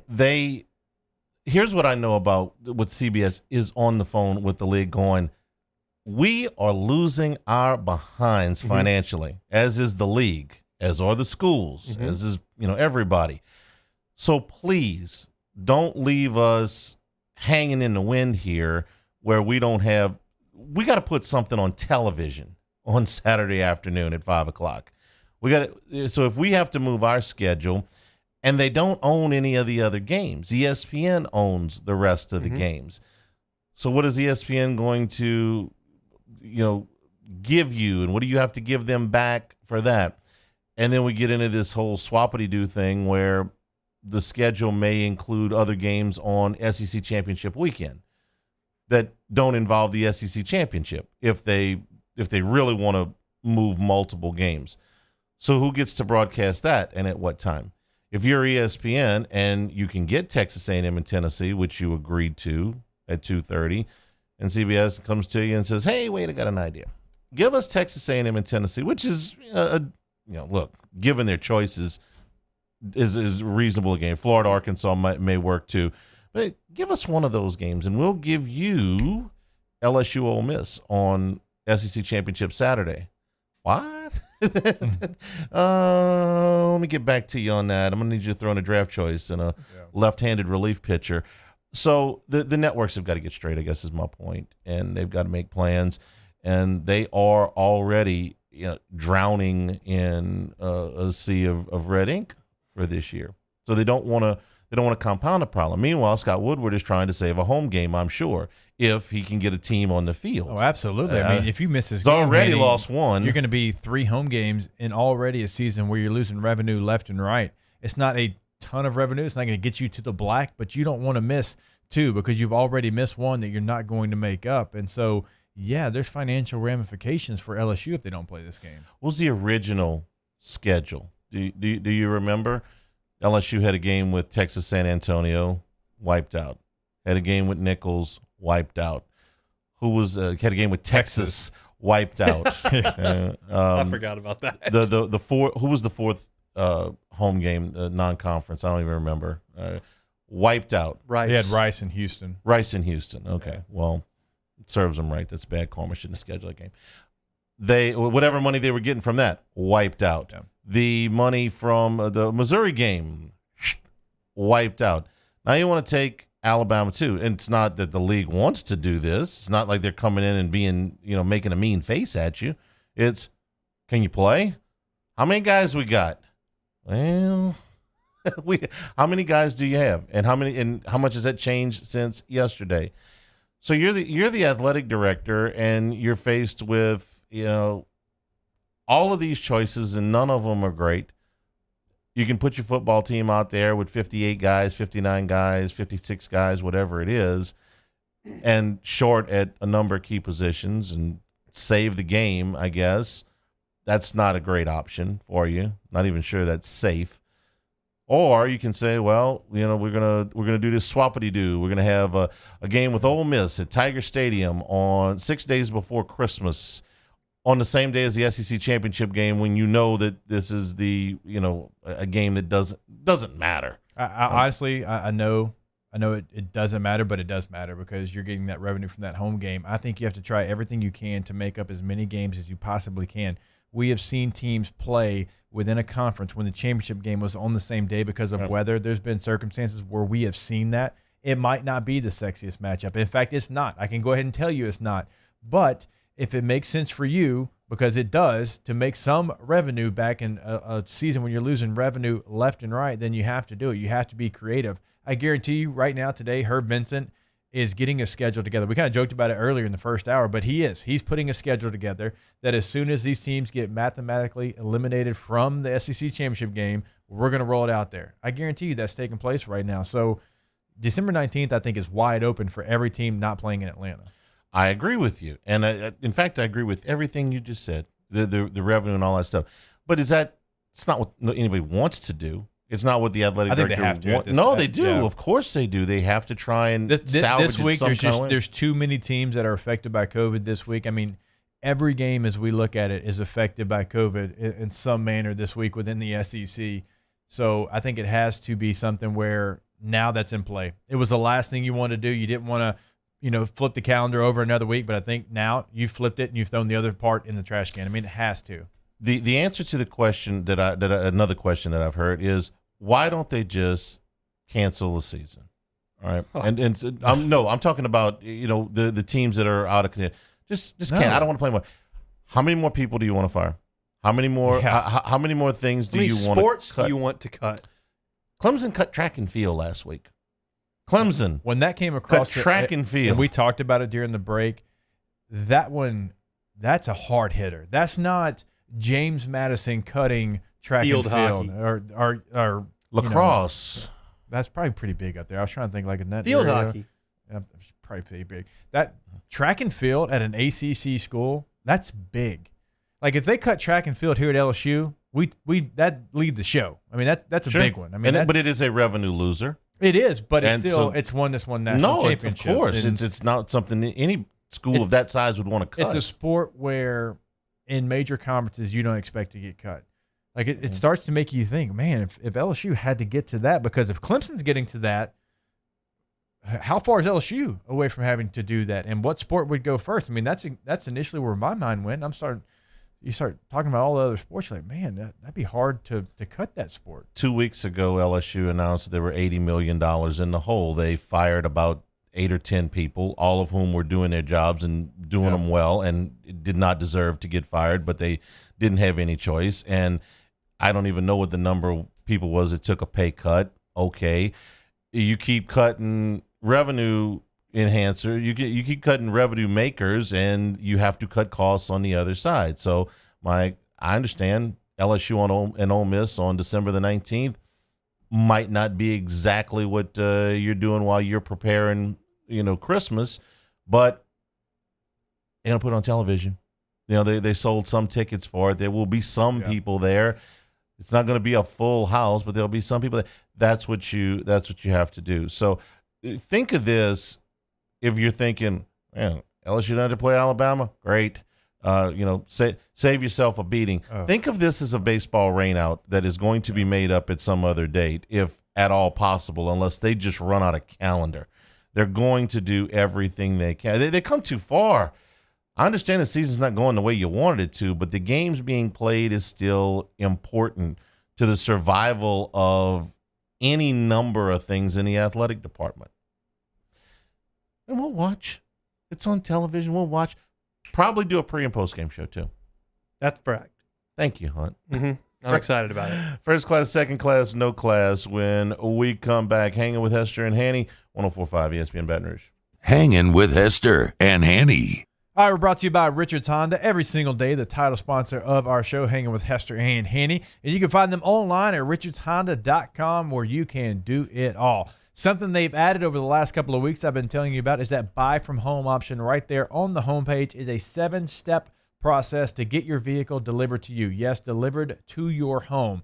Just fill out a little bit of information, select your vehicle, select your options, and you can compare different vehicles till you get exactly what you want. It is a very hassle-free process there on the homepage of richardshonda.com. I tell you, every single day you can do it all there. You can see how long you have left to save in your current offers. You can chat with sales. You can find the warm, fuzzy promise. Of course, we encourage you to go see them at I-12 and Millerville. Over 700 new and pre-owned vehicles on the lot, priced to move over at Richard's Honda. No matter what you're looking for, your needs are going to be met once you drive off the lot. That's Richard's Honda and richardshonda.com, home of the warm and fuzzy feeling.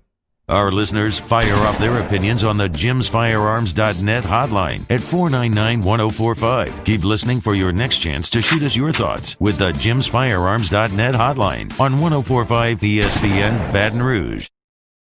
During these challenging times, we know your healthcare needs don't stop. Cancer, accidents, injuries, and heart disease are relentless.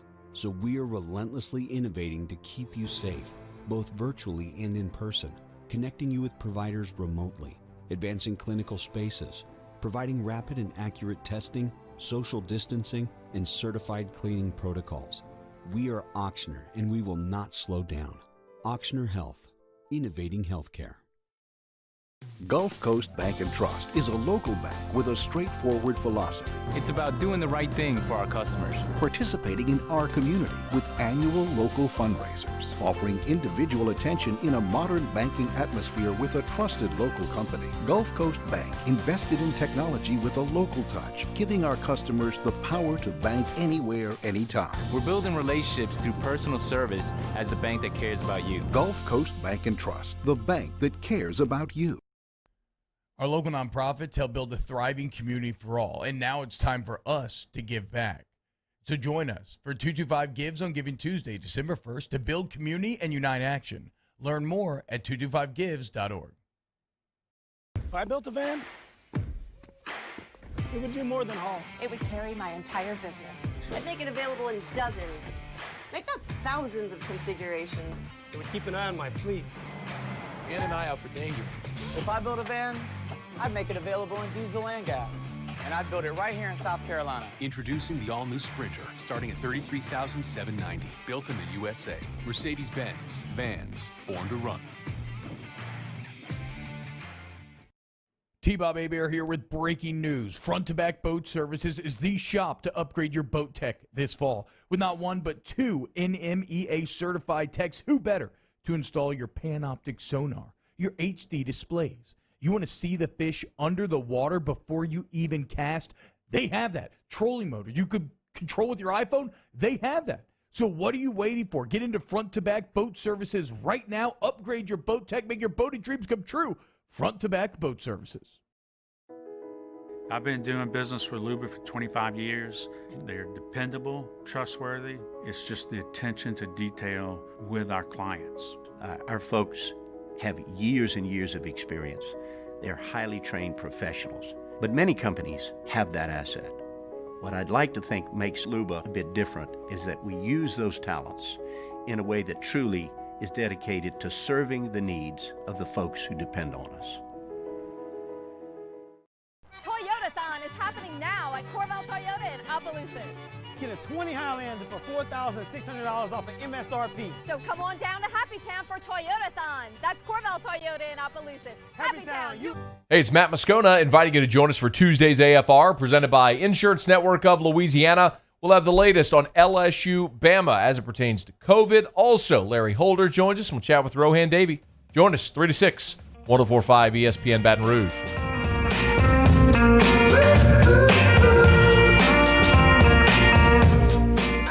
Hangin with Hester and Hanny on 104.5 ESPN Baton Rouge and 1130 The Tiger.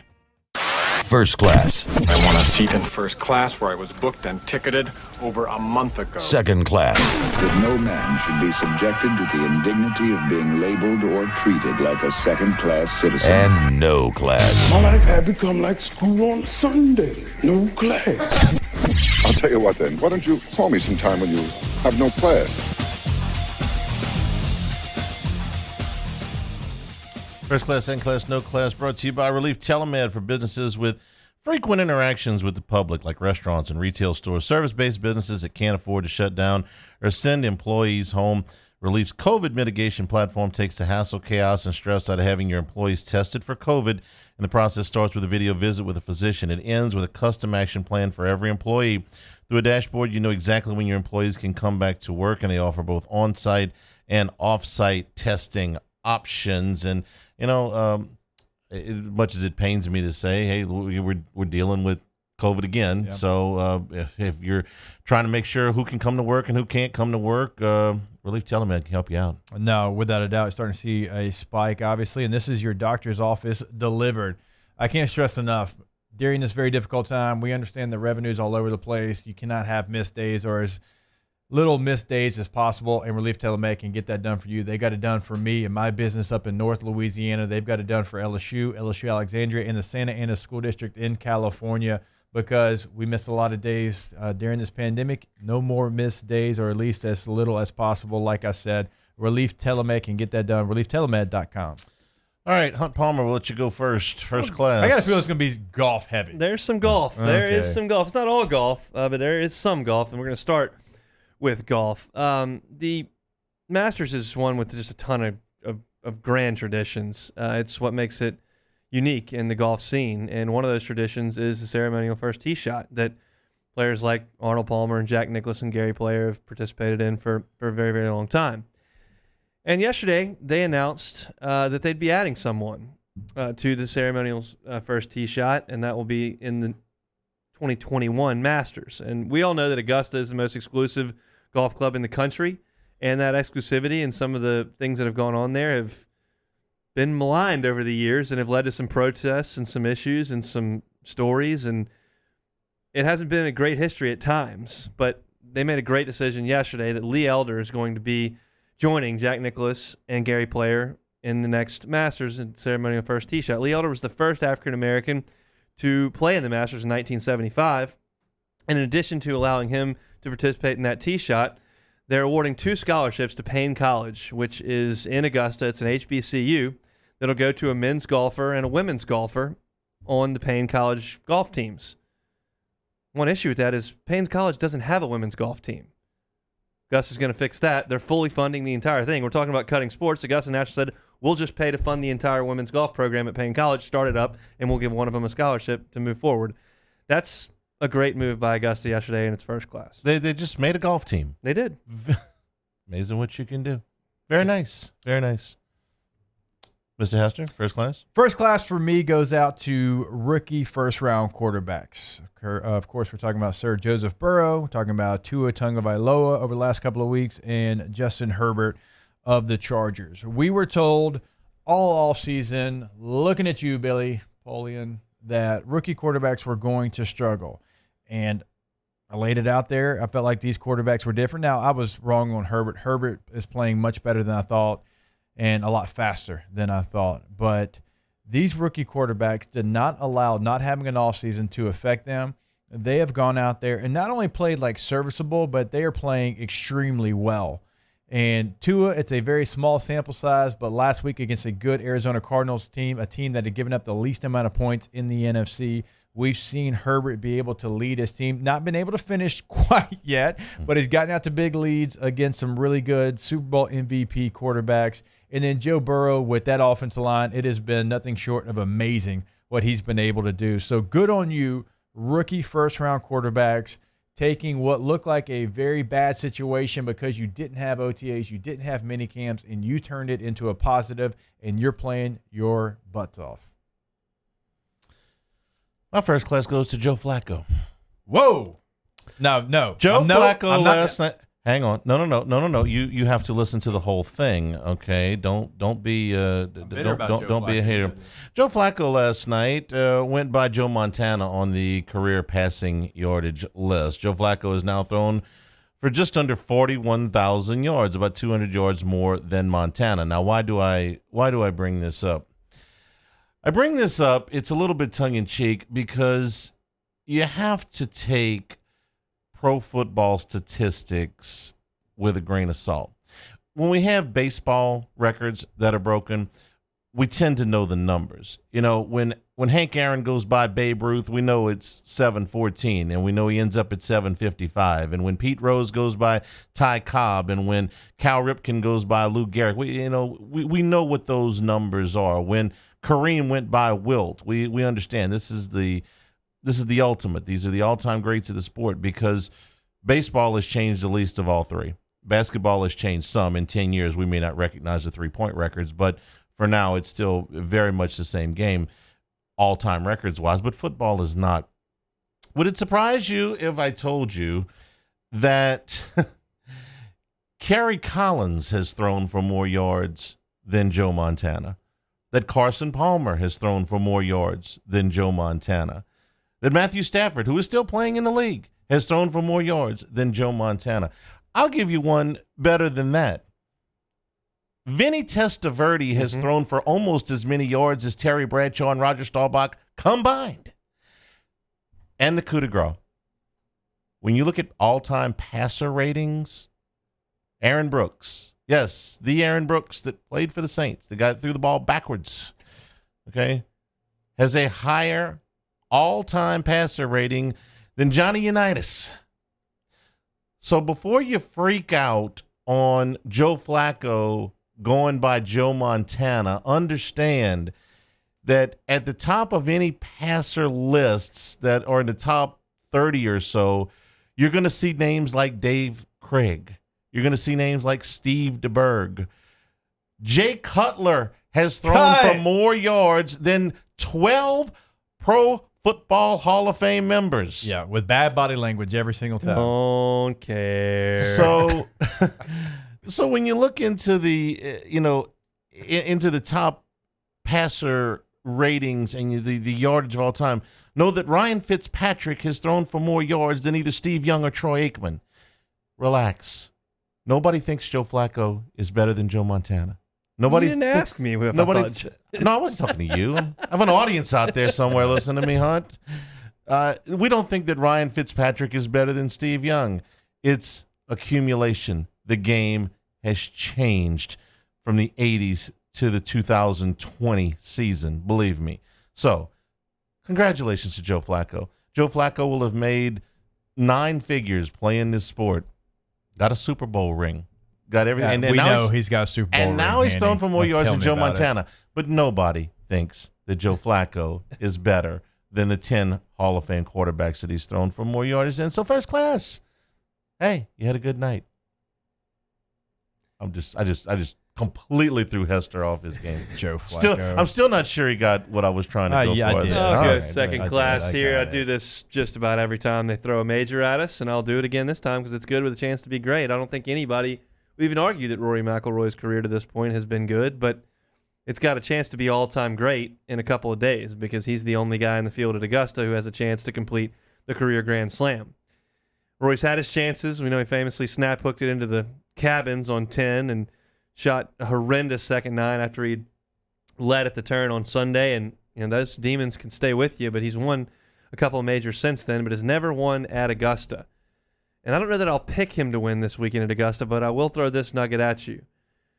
He won his first major, the 2011 U.S. Open at Congressional, when it rained all week because he hits it high and he hits it a long way.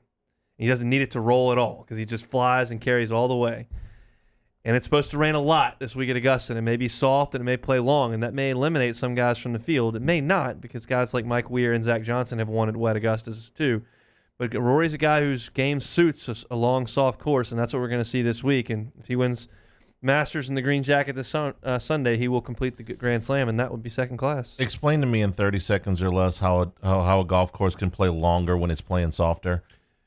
Because you can't get any roll. So if you only fly it, if you're a guy who hits a draw and wants to hit it, 285, but it only carries 260, it's going to hit in the mud and stop. And so now I've lost 20 yards of roll, and I got to keep hitting it. Fair enough. All right, my second class, go with a chance to be great. Group of 5 schools in the top 25. Cincinnati, you're number 7. BYU, you are number 8. Coastal Carolina, you're 15. Marshall, we are Marshall, number 16. SMU, number 19. Liberty, 22nd in the country, and UL Lafayette is 25th. And if you look across the other rankings in the coaches poll, Army is in there as well. I love to see that. I love to see these schools getting their opportunity. I realize that the college football playoff is reserved for the big boys, but why not this year? With all the uncertainty that we've had this year, with everything looking a little bit different, if there's ever a year where a group of 5 team can get into the group of 4 at the very end, that would be something. Now, if they go out there and they get beat by 45 points, it's going to be the only time that a group of 5 school gets into the Final Four. But I love seeing these teams. I love watching BYU dominate Boise State the other night. BYU, to me, is a real football team. Marshall can run the football as well as any group of 5 team. I mean, we could go down the list. Liberty going to Virginia Tech, beating them, having your field goal blocked at the end only to have a penalty, and you get another chance and you drill it. Like, these are fun stories to follow. I always root for the underdog, and I hope one of them somehow, some way, since LSU's not in that conversation, can get into the college football playoff. We laughed at the Pac-12 a little bit when they announced the Kegs and Eggs 9 a.m. kickoff local time for 11 o'clock kickoffs with us. And this weekend we had the first of those matchups, USC, Arizona State. But the ratings are in. Arizona State USC drew 2.3 million viewers, which more than doubles the audience for the best-rated Pac-12 night games and quadruples the viewership for the average night kickoff. It outdrew Oregon and Stanford by a good bit. They drew 1.7 million viewers compared to the 2.3. Now, Oregon and Stanford, in fairness, was up against Clemson and Notre Dame, so I don't want to take too much. But we know that those 11 o'clock games don't usually feature the heavyweights in the Southeastern Conference, the Atlantic Coast Conference. There are some Big Ten games of real substance at 11 o'clock, including Ohio State. I mean, Michigan, Iowa lives at 11 o'clock. Okay, so there are some Big Ten games there, but you're going to face far less competition if you put good games on at 11 o'clock in the morning I know it's a pain in the behind for them to get up at that time out there, but if your goal was to get more people to watch, first weekend, it worked. So good. What a chance to be great. I've got a situation that has shown itself here over the last 24 hours, and there's some no class to go around in the entire situation. What starts is that Rick Hahn is the general manager of the White Sox and has put together a loaded, young, cheap roster that is going to be very, very competitive for a number of years. And he decided that it was time to move on and get a manager outside of Ricky Renteria to manage this team into its competitive window and into its chance to win championships. And he got a call from upstairs from Mr. Reindorf's office and said, nope, I've already got the manager. Shut it down. Turn your phone off. I'm going with this guy. And that guy was Tony La Russa, who's 76 years old. So before they brought Tony La Russa to the podium, the White Sox were fully aware that 2 weeks prior to that, he was arrested in Florida after he crashed into a curb, was pulled over, failed a field sobriety test, and then was taken into custody for driving under the influence, where he then said to the cop, I had one glass of wine while at dinner with my friends. And the cop said, okay. He failed the patrol test. Then La Russa said, do you see my ring? I'm legit. I'm a Hall of Famer, brother. You're trying to embarrass me. And the guy said, I'm not trying to embarrass you, but hop in the car. They took him to the headquarters, asked him to take a breathalyzer test or a blood test. He declined both. And the White Sox have come out, and a spokesperson said, yes, we were aware of this when we hired him. A lot of bad decisions, a lot of things that have gone on. None of it's very good. It's all no class for the Chicago White Sox and their managerial hire. Mr. Hester? All right, so my no class, and it's kind of off your second class, the USC-Arizona State game. They're not the only ones to do it, but how in 2020 are we allowing onside kicks to be recovered by the kicking team? Everything is stacked against you. You can't get a running head start. You can't have too many people on this side of the hash. In fact, it's damn near impossible to get one. And the Atlanta Falcons have actually crafted a way where they are really, really bad at the hands team. It was already very hard when the rules were not in place to get an onside kick. You're Arizona State. You dominated an ugly football game, but you dominated. You dictated every pace of this game. This is going to be a big win for you. And I think a lot of that coaching staff there, I think they got one of the best coaching staffs in college football. And you allow USC to get the onside kick. How does that happen with the rules set in place? Get a hands team, put somebody out there and catch the football. No class to allowing onside kicks in 2020. My no class goes to a group of individuals who I thought did a very mean thing last night. Right about, I would say, somewhere in the area of 8:30, 8:45 our time last night, Trevor Lawrence's phone started to blow up. It was blowing up. Friends, acquaintances, media members, teammates, coaches. They were calling to tell him that the New York Jets were winning. 30 seconds to go in the third quarter, and the Jets were winning. By 10 points, no less. The Jets were winning. Trevor, you've got a chance. Maybe it'll be Jacksonville. Maybe it'll be Dallas. Maybe it'll be Washington. Actually, that probably wouldn't be a good thing. Look at all the other teams, the Falcons, the Chargers. Actually, they wouldn't. Yeah, Chargers. Anybody but the Jets.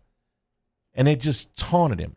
And poor Trevor Lawrence, who was sitting there having dinner with his fiance, not bothering anybody, was forced to go and turn on the Monday Night Football game between the Jets and the Patriots because herein lies his immediate future. And Trevor Lawrence had to watch the fourth quarter as the hapless Jets blew a 10-point lead and lost 30-27 when the aforementioned Joe Flacco threw an interception with about 4 minutes to go, which kind of just sums up everything that is the Jets. They could have left Trevor Lawrence alone. He could have woke up this morning and looked, oh, yeah, the Jets lost again. Guess where I'm going? No. They had to taunt him.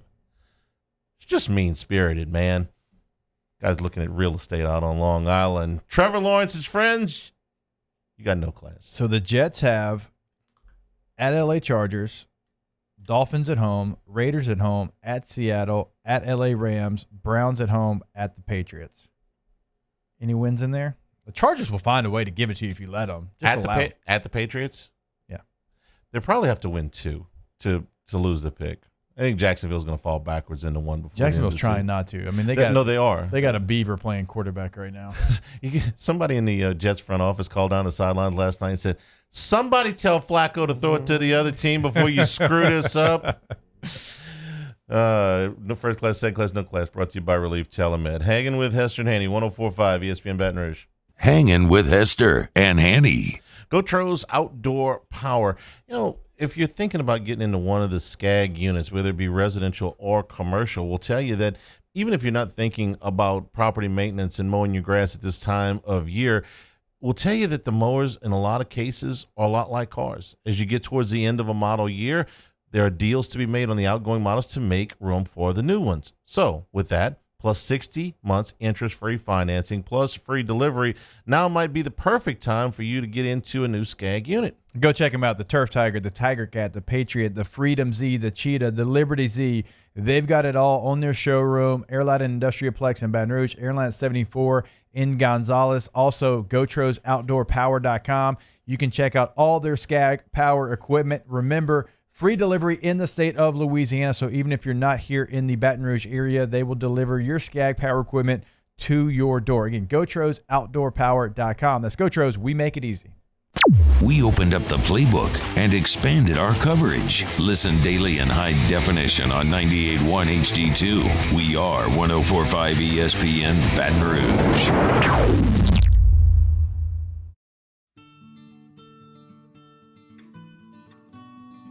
This is a house call. This is a follow-up appointment. This is a diabetes checkup. This isn't just more convenient care, it's more advanced care. This is innovating healthcare at Louisiana's #1 hospital, Auctioner. If I built a van, it would do more than haul. It would carry my entire business. I'd make it available in dozens, make not thousands of configurations. It would keep an eye on my fleet. And an eye out for danger. If I built a van, I'd make it available in diesel and gas. And I'd build it right here in South Carolina. Introducing the all-new Sprinter, starting at $33,790. Built in the USA. Mercedes-Benz. Vans. Born to run.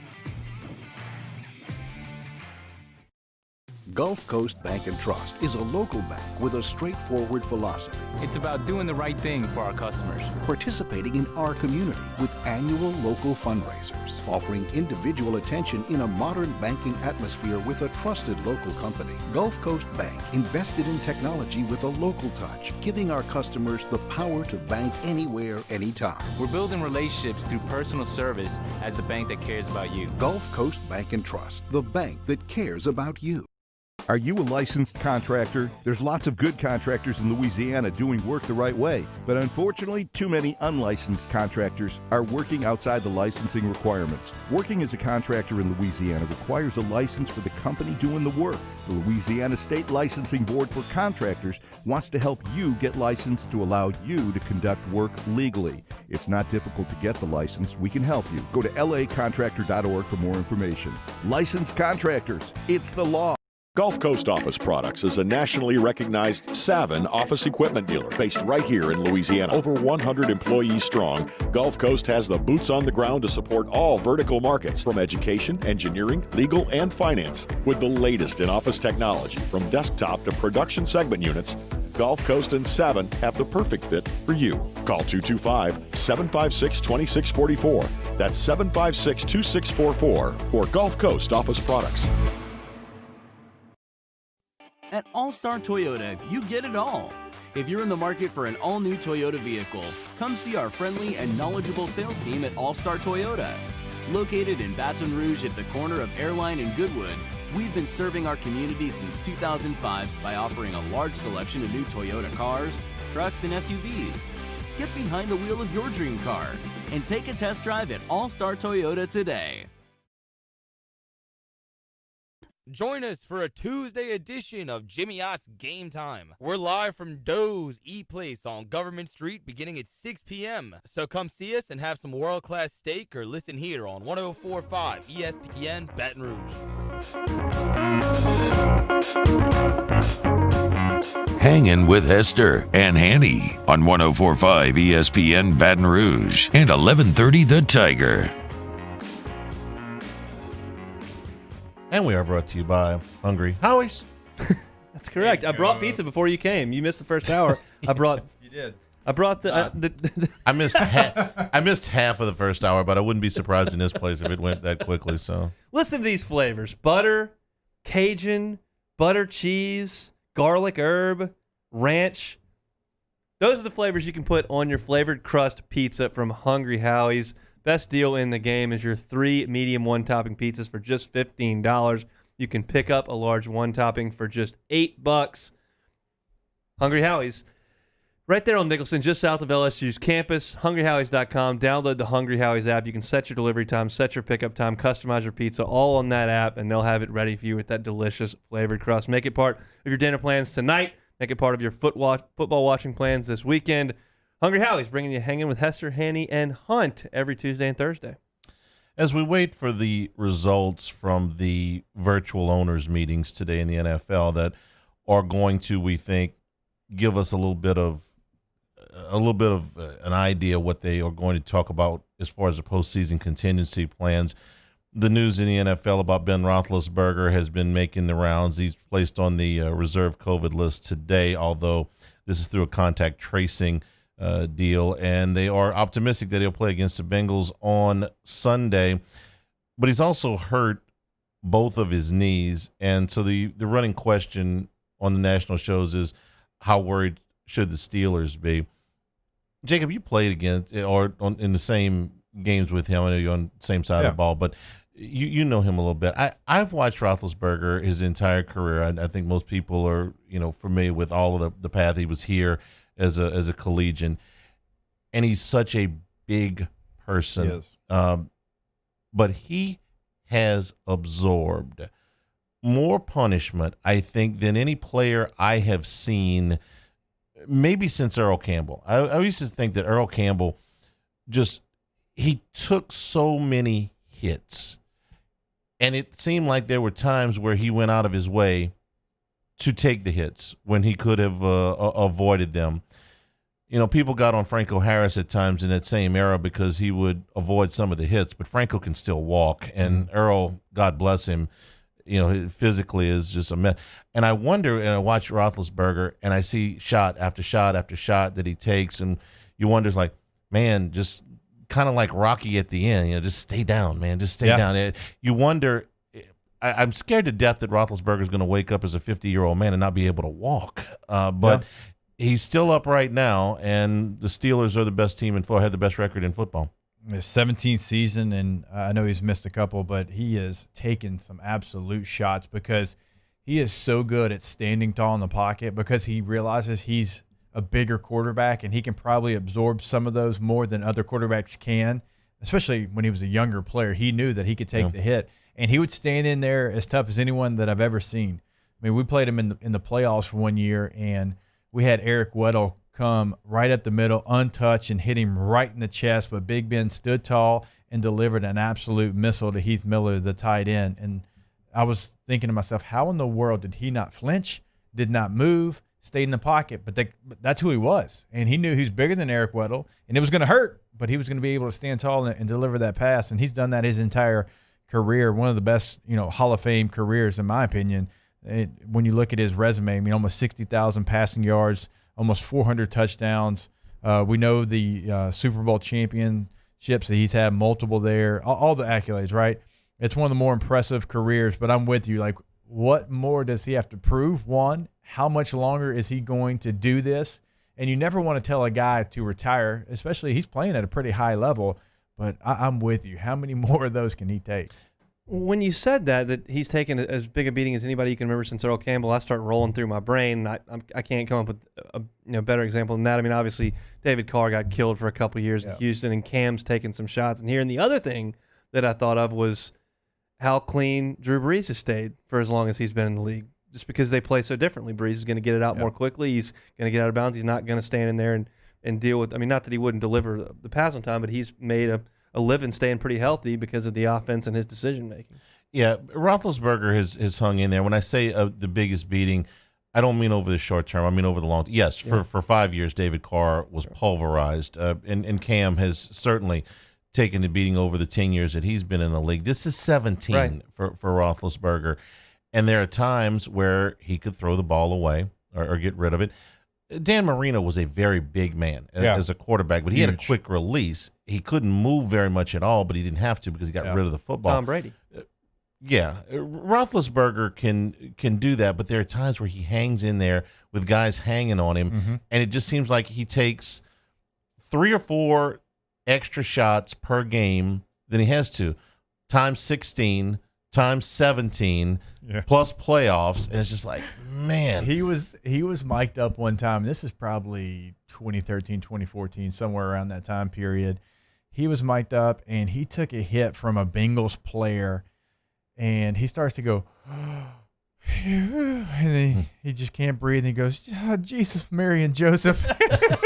And he pushes himself up, and he can't catch his breath. But you know what? He was back out there the next play. I mean, you know that moment when you can't breathe because you got hit in the gut and it hurts so bad, right? You lose your breath. It was that moment, but it didn't matter because he was going to stay in the game. That's him his entire career. Do you see that he's lost any arm strength? I don't think so. I don't either. Do you see that? Obviously, he doesn't move as well as he did when he was a younger person, but do you see where he is not as strong as he was? No, I don't either. Do you see where he's lost accuracy? Not enough to notice. The numbers somewhat, don't suggest that he's lost very much at all. When Eli Manning came out of the same draft, Eli looked like an old man by the time he was done. Okay? Phillip Rivers, same draft, holding up better than Eli, not as well as Roethlisberger. Okay, this guy's still playing at the top of the league. He could. I just wanted the toll that it will take eventually when he does hang it up. So I think this. If this is not the last year, it's getting extremely close. It might be the year after, but the Steelers have to make a decision because last year their season basically got canceled when he got hurt, right? You bring in Mason Rudolph, you bring in the duck caller, I forget, Hodges, whatever his name was, and you basically lost that season. Okay, if he's out this time, he's got 2 knees and COVID, and okay, what's that going to do to your season where you started 8-0 for the first time in your franchise history? I would expect a backup plan because it's not Mason Rudolph to happen very soon there. They've been in the same situation as the Saints for a long time. It's like when do you draft the backup? And you try, like the Saints tried with the Garrett Gilbert thing. They tried to trade up for Mahomes, didn't work out. For the Steelers, it was Rudolph. They took him in the 3rd round. Doesn't look like that's going to work out. So they'll figure it out, but ride him until he's done. Take a break here. Hanging with Hester and Hanny and Hunt, 104.5 ESPN Baton Rouge. Hanging with Hester and Hanny. All right, brought to you by Garcia Roofing. Since 1992, Garcia Roofing has been a name associated with quality and trustworthy roofing, right? I tell you all the time, they were trustworthy with me because they came out for a free roof inspection. It did not cost us anything, and they told us exactly what we needed. They didn't try to just get by with putting new shingles on the home. They gave us a detailed list of what we needed to do. They gave us detailed pictures of what we had to do as well. You're going to trust their word because they stand behind their word with the Garcia guarantee on every project, big or small. On time, on budget, the best quality work. In Baton Rouge, New Orleans, in Lafayette, and on the North Shore. Roof now, pay later with the experts at Garcia Roofing. 756-3100, 756-3100. Online, it's GarciaDidMyRoof.com. Saints coverage, Chiefs, Cowboys, Thursday night, Sunday night, and Monday Night Football. From the opening kickoff to the playoffs and the Super Bowl, the NFL lives on 104.5 ESPN Baton Rouge. Hello? What's up, E? What you doing? Chilling at the office working. You? Hanging at the job site. Chilling. Roof's up? Hey, Greg, roof up? Roof's up. Roof's up. Roof's up. Roof's up? Roof's up. Roof's up! Roof's up! beautiful roof every single time. True, true.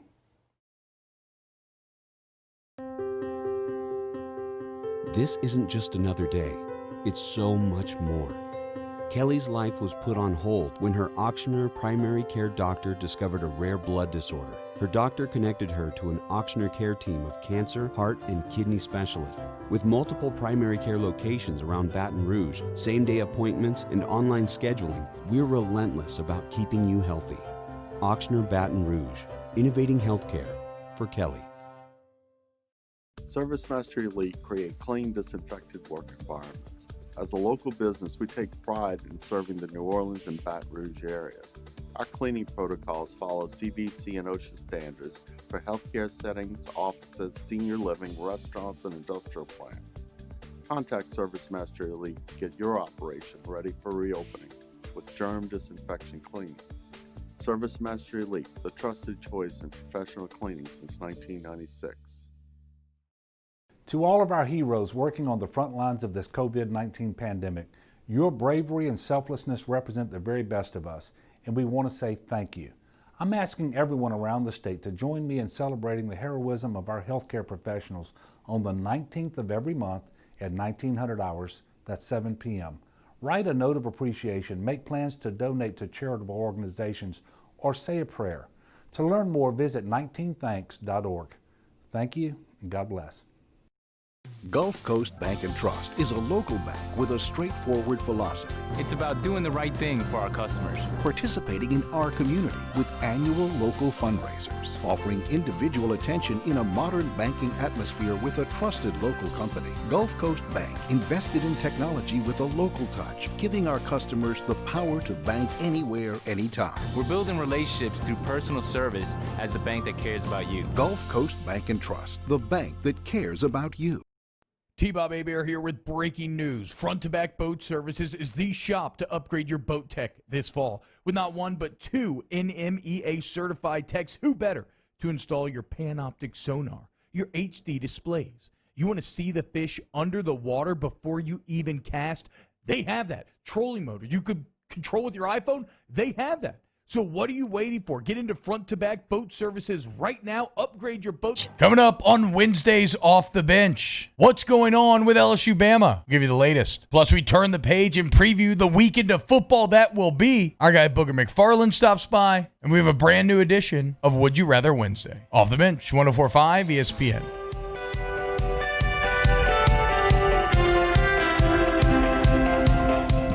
Hangin with Hester and Hanny on 104.5 ESPN Baton Rouge and 1130 The Tiger. We're brought to you by Richard's Honda, home of the warm and fuzzy feeling. All right, Hunt, so the next time you're in here, you won't really be paying attention to us. You'll be watching golf. But, so before, you get like 2 minutes here for the, who's your pick for the Masters? It'll be very fascinating first to see how DeChambeau plays this golf course, because he's going to be able to do things that literally no one's ever been able to do. And it's going to be fascinating to see. He's putted it terrible there for his 3 appearances. So my pick this week's Jon Rahm. He's gotten better every time. This is his 4th time. Every time he's gotten better. He's got everything you need. He hits it a mile. He hits it very high, and he can be a world-class chipper and putter. He's seen the course a couple of times now, so that's going to be my pick this week to win it. I think that Rahm's the guy, but some of the lines that DeChambeau is going to be taking, and some of the clubs he may have in some of these holes, makes it difficult to pick against him. You know, you're going to get some really interesting odds, I think, on some of the guys that you ordinarily would not be able to get this kind of number on. Like DeChambeau is a favorite, and Dustin Johnson is right behind him. And so they're like plus 800, plus 850. But if you wanted Brooks Koepka, who played well last weekend, plus 1,800. I mean, it's better than twice what you're getting on the favorite. Or if you wanted Bubba Watson, who's won here twice, Patrick Reed, who won here 2 years ago. Spieth would be a monster number. It should be, unless Spieth hasn't played well in so long. He's been terrible for 3 years in the wilderness. Spieth is plus 7,000, which is the same thing that Phil Mickelson is right now. Xander Schauffele, you're getting plus 1,600, which is a terrific price. Justin Thomas, you're getting plus 1,200, which would be really good. Hey, Justin needs to chill out, by the way. Talking about Alabama beating LSU by 70. Chill out. Just go hit your little white ball, buddy. I don't know. We may not have to find out, at least not this weekend. 4,000 plus 4,000 on Webb Simpson. Shorter hitter, but playing pretty well. No, he's great, and he's a really good putter. And it may be soft enough for him to land some of those longer irons in there, but he's going to be coming in with 6-iron, where DeChambeau and Rahm and DJ have got 9. It's just a tougher game to play from there. You don't have to play the favorites to have a great opportunity. If you put a little coin on golf from time to time, which we did more of in the summer when there was nothing else to do, there's some interesting numbers here. Keep your attention. Well, I can't wait. Hunt, we'll see you on Thursday. See y'all then. All right, we'll take a break. Chris Doering. Hour number 3. Chris Doering will be with us in hour number 3. Hanging with Hester and Hanny, 104.5 ESPN Baton Rouge.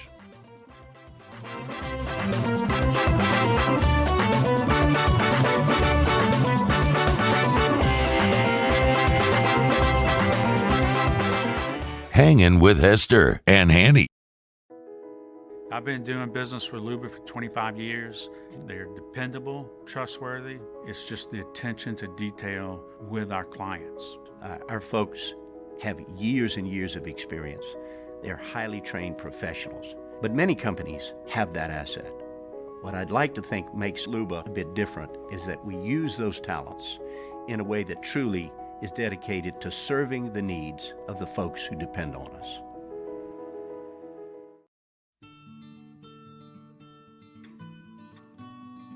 This is a house call. This is a follow-up appointment. This is a diabetes checkup. This isn't just more convenient care, it's more advanced care. This is innovating healthcare at Louisiana's #1 hospital, Ochsner. Do you know someone who sets a good example for all of us to follow? Someone who, without being asked, shows leadership, selflessness, and service to their community? We believe that's the definition of a good citizen, and so does Citizens Bank and Trust. So, if you know someone that sounds like what Jordy was just describing, nominate them to be your good citizen, and they'll have a chance to win $500 from Citizens Bank and Trust. Plus, we'll mention him right here on the show. So go to citizensbankandtrust.com for more details and nominate your good citizen. At All-Star Toyota, you get it all. If you're in the market for an all-new Toyota vehicle, come see our friendly and knowledgeable sales team at All-Star Toyota. Located in Baton Rouge at the corner of Airline and Goodwood, we've been serving our community since 2005 by offering a large selection of new Toyota cars, trucks, and SUVs. Get behind the wheel of your dream car and take a test drive at All-Star Toyota today. Choose your fighter. Dax, Dax, Dax, Dax, Dax, with antioxidant vitamin C. Given the choice, why wouldn't you choose the one with antioxidant vitamin C? Choose Vizzy Hard Seltzer. If I built a van,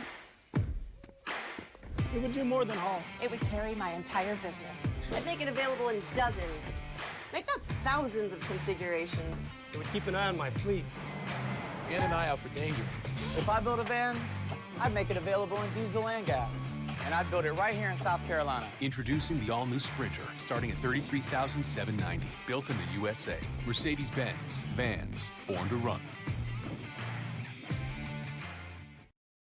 Gulf Coast Bank and Trust is a local bank with a straightforward philosophy. It's about doing the right thing for our customers. Participating in our community with annual local fundraisers, offering individual attention in a modern banking atmosphere with a trusted local company. Gulf Coast Bank invested in technology with a local touch, giving our customers the power to bank anywhere, anytime. We're building relationships through personal service as the bank that cares about you. Gulf Coast Bank and Trust, the bank that cares about you.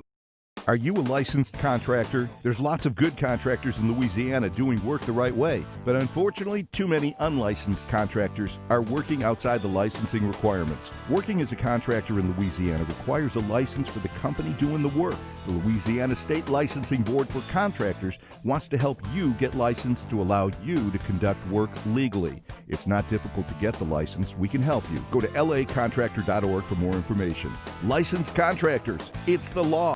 $10,000 off MSRP on a new 2020 Ford F-150. Buy a new one for less than a used one. All new Bayou Ford vehicles come with a 1 million mile powertrain warranty, and with Bayou to You, free delivery right to your door. The crew at Bayou Ford is going to do right by you.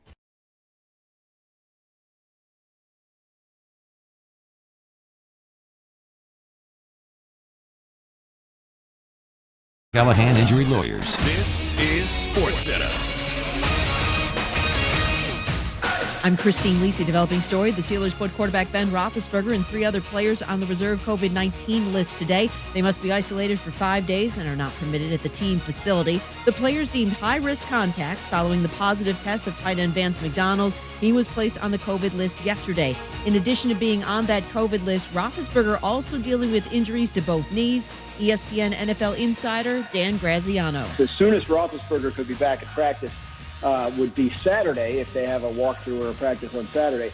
If he tests negative all week, he could still play in Sunday's game, but obviously if he doesn't, then that sets the clock way back. Dan Graziano on Greeny with Mike Greenberg. The Steelers are optimistic that Roethlisberger will be able to go Sunday versus the Bengals. Auburn pausing football workouts after 9 players and 3 staff members tested positive for the coronavirus. Coach Gus Malzahn says the outbreak happened last week during the team's bye week. Baseball, Mets team president Sandy Alderson said today Luis Rojas very likely will return for a second season as the team's manager. Look, we all accidentally damage our phones. It happens. Now, Straight Talk Wireless's new Platinum Unlimited plan includes phone protection. Just $65 a month for unlimited talk, text, data, and more. See Mobile Protect terms and conditions at Asurion.com/Straight Talk. Limitations and exclusions apply.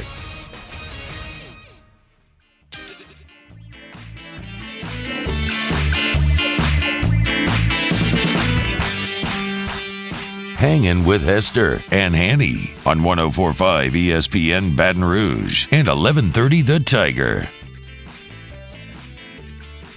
Hour number 3, Chris Doering here in about 15 minutes. We'll talk to him about what's going on in the league and what's going to be left of the league schedule this weekend. We'll get to that in a second. But another great item from the Hester Foundation.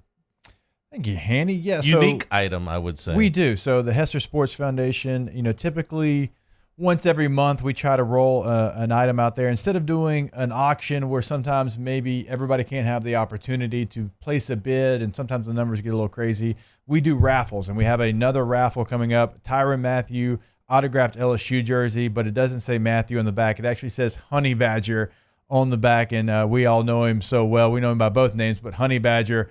Not many times can you have a nickname, you say it, and everybody knows exactly who you're talking about. So we've got an autographed LSU jersey from the Honey Badger himself. You can find more information on Twitter at Hester Sports. That's the handle for our foundation. I've retweeted it. Moscone appreciate the retweet as well. So, yeah, we'd love for you to be a part of our raffle. $5 per entry, no limit. So every time you donate $5, if you donate 10, you get 2 entries, and so on and so forth. The more entries, obviously, the better chance you have to win. We have PayPal, we have Venmo all set up, and we appreciate you supporting the foundation.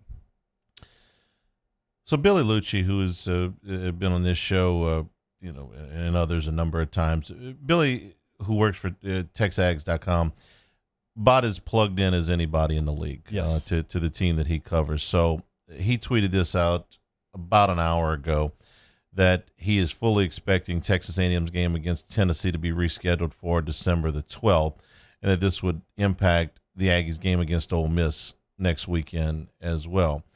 So as we await word on LSU Alabama, understand that the league may be balancing multiple options here. In fact, they are. Yeah. They're talking about this weekend. They're talking about December the 12th.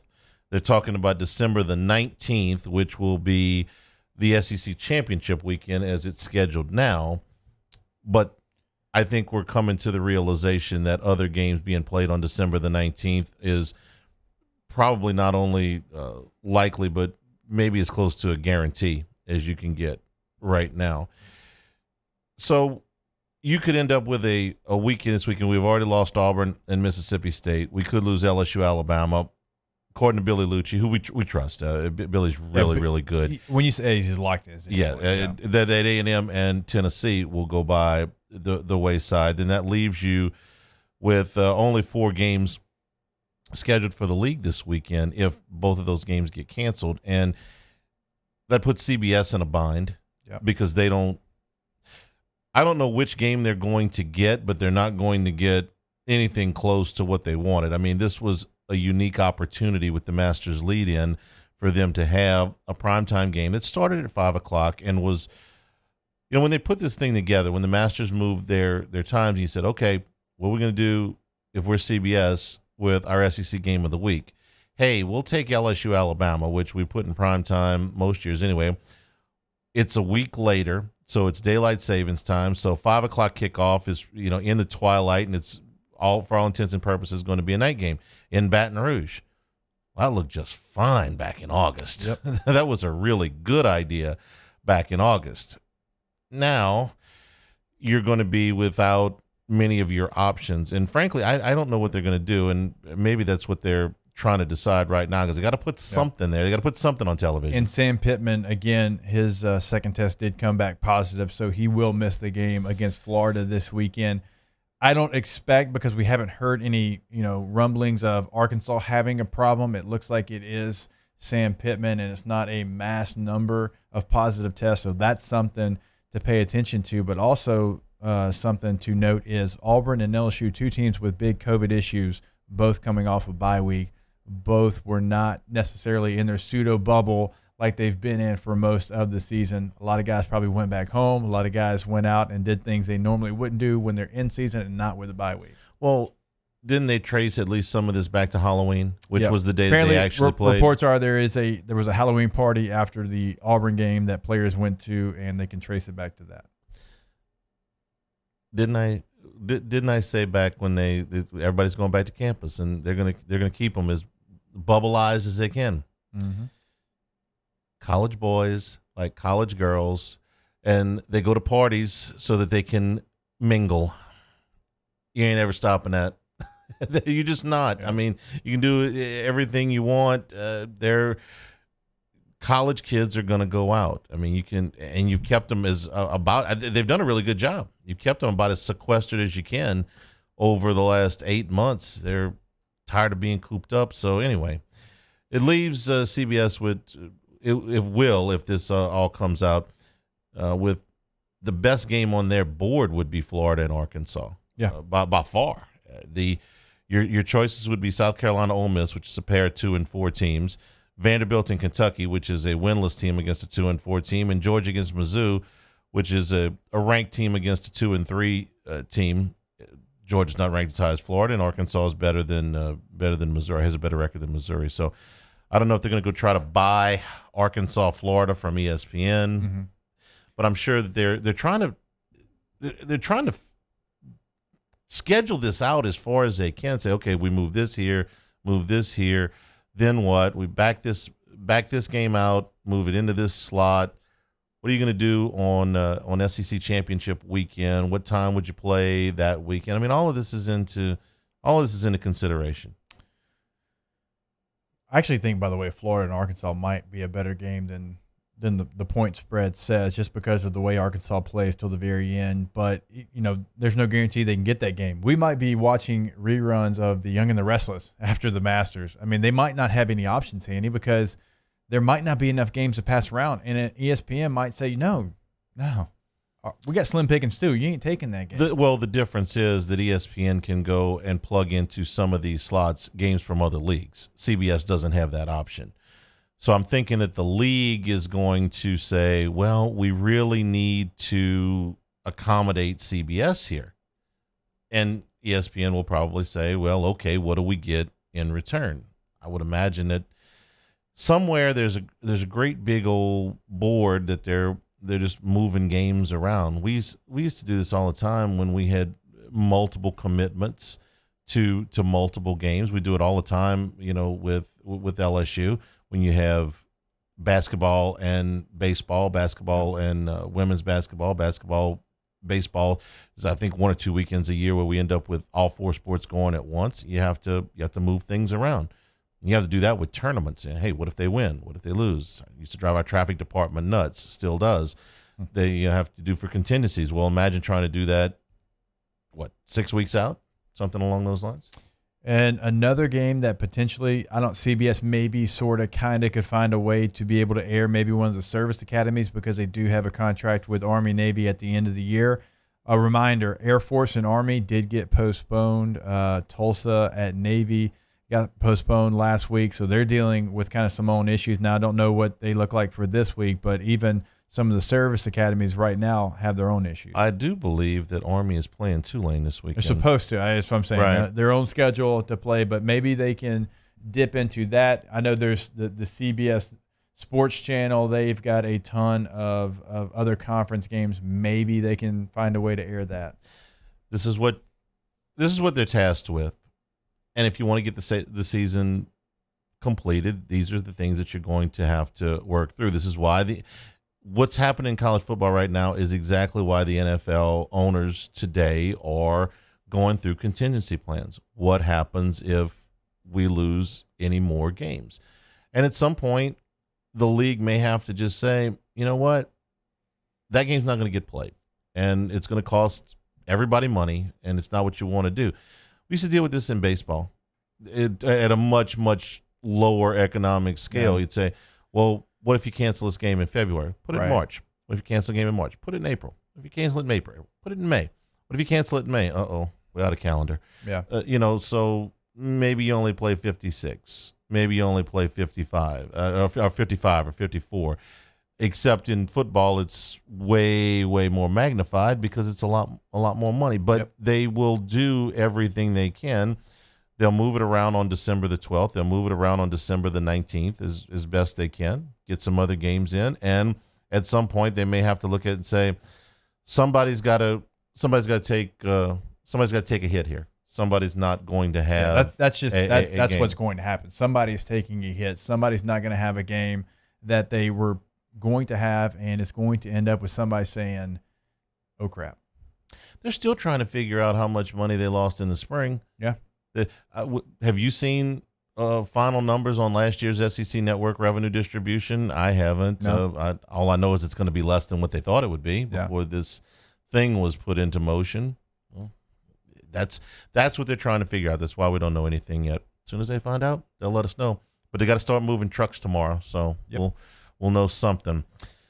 Doering when we come back, hanging with Hester and Hanny, 104.5 ESPN Baton Rouge. Hanging with Hester and Hanny. All right, brought to you by the Tiger Athletic Foundation. I tell you, every single day they are committed to the Tigers winning on the field, of course, but also in the classroom. We all know this is a very difficult year for everything surrounding LSU athletics. We know that there's going to be adversity. We know the number now, tens of millions of dollars of lost revenue, right? Well, this is a good time to remind ourselves that we're Tigers and our go never stops. LSU and the Tiger Athletic Foundation is urging everyone to donate to the Victory Fund to keep LSU student athletes going. That Victory Fund is going to provide financial support for the most critical areas of need, including scholarships, healthcare, and academic support for student athletes. Your support is critical to the future of LSU athletics. To learn more information and to donate, visit victory.lsutaf.org. In times of need, get a full list of phone numbers, websites, and other important emergency information on the Demco Stormwatch page at 1045ESPN.com. Gulf Coast Office Products is a nationally recognized Savin office equipment dealer based right here in Louisiana. Over 100 employees strong, Gulf Coast has the boots on the ground to support all vertical markets from education, engineering, legal, and finance. With the latest in office technology, from desktop to production segment units, Gulf Coast and Savin have the perfect fit for you. Call 225-756-2644. That's 756-2644 for Gulf Coast Office Products. At All-Star Toyota, you get it all. If you're in the market for an all-new Toyota vehicle, come see our friendly and knowledgeable sales team at All Star Toyota. Located in Baton Rouge at the corner of Airline and Goodwood, we've been serving our community since 2005 by offering a large selection of new Toyota cars, trucks, and SUVs.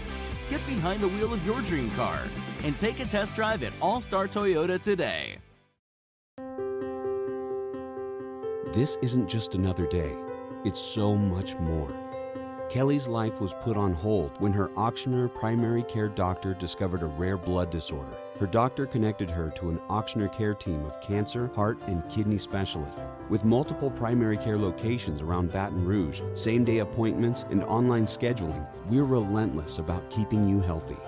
Auctioneer Baton Rouge, innovating healthcare for Kelly. ServiceMaster Elite create clean, disinfected work environments.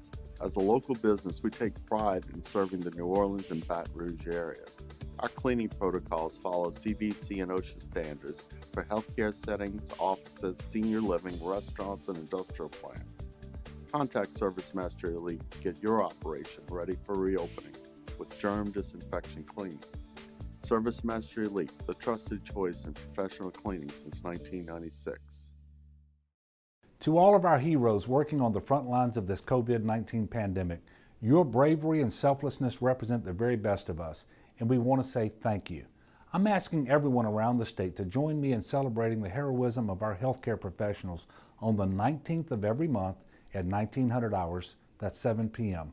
Write a note of appreciation, make plans to donate to charitable organizations, or say a prayer. To learn more, visit 19thanks.org. Thank you, and God bless. Gulf Coast Bank and Trust is a local bank with a straightforward philosophy. It's about doing the right thing for our customers. Participating in our community with annual local fundraisers. Offering individual attention in a modern banking atmosphere with a trusted local company. Gulf Coast Bank invested in technology with a local touch, giving our customers the power to bank anywhere, anytime. We're building relationships through personal service as the bank that cares about you. Gulf Coast Bank and Trust, the bank that cares about you. Hey, it's Matt Moscona inviting you to join us for Tuesday's AFR, presented by Insurance Network of Louisiana. We'll have the latest on LSU Bama as it pertains to COVID. Also, Larry Holder joins us, and we'll chat with Rohan Davey. Join us 3 to 6, 104.5 ESPN Baton Rouge.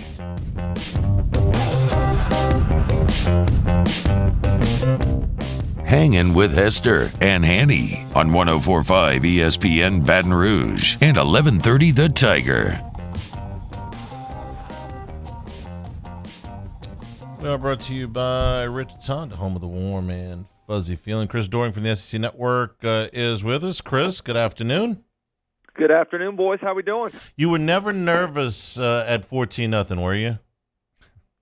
And I wasn't nervous. I was throwing the towel in. It's like, here we go again. But I wrote it off. I had given up and thought the game was over with because, Florida had not played very well in those 3 consecutive losses over in Jacksonville to the Georgia Bulldogs.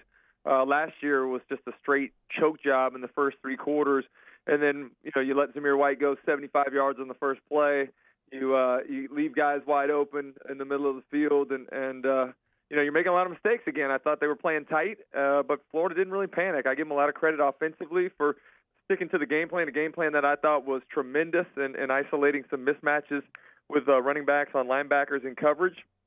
And I also thought that the defense fixed whatever issues they were having. They were tremendous on third down, something that they had not been all that productive on last year in that Georgia game, and certainly in the beginning of the season we're having a hard time getting off the field. So really impressed with what Florida did.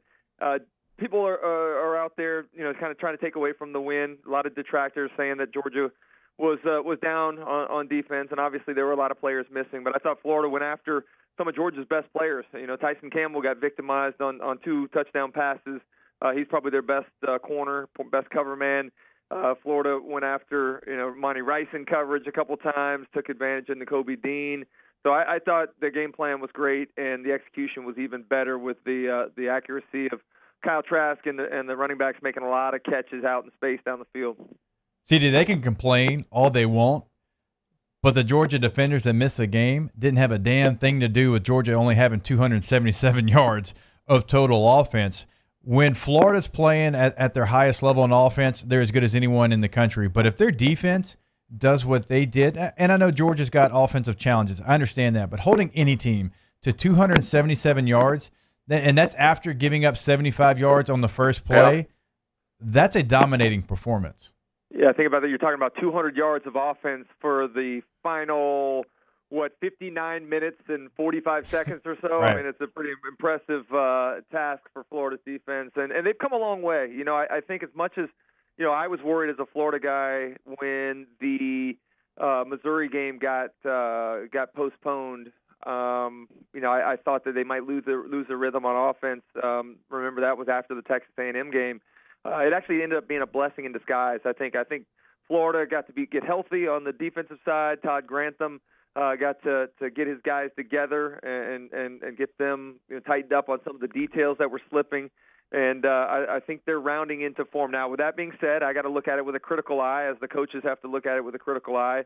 The two things that I would say from that game that I want to see some improvement on: Florida's still not as good with the foot on the throat. You got to have that killer instinct. Great teams are able to put teams away when you have them down. And Florida was up, I think, 41-21 heading into the second half, and just kind of stalled on offense. It reminded me a lot of what Florida did against South Carolina. If you remember back in the second game of the season, about midway through the third quarter, they just shut it down, and they allowed South Carolina to kind of hang around. It was a two-possession game.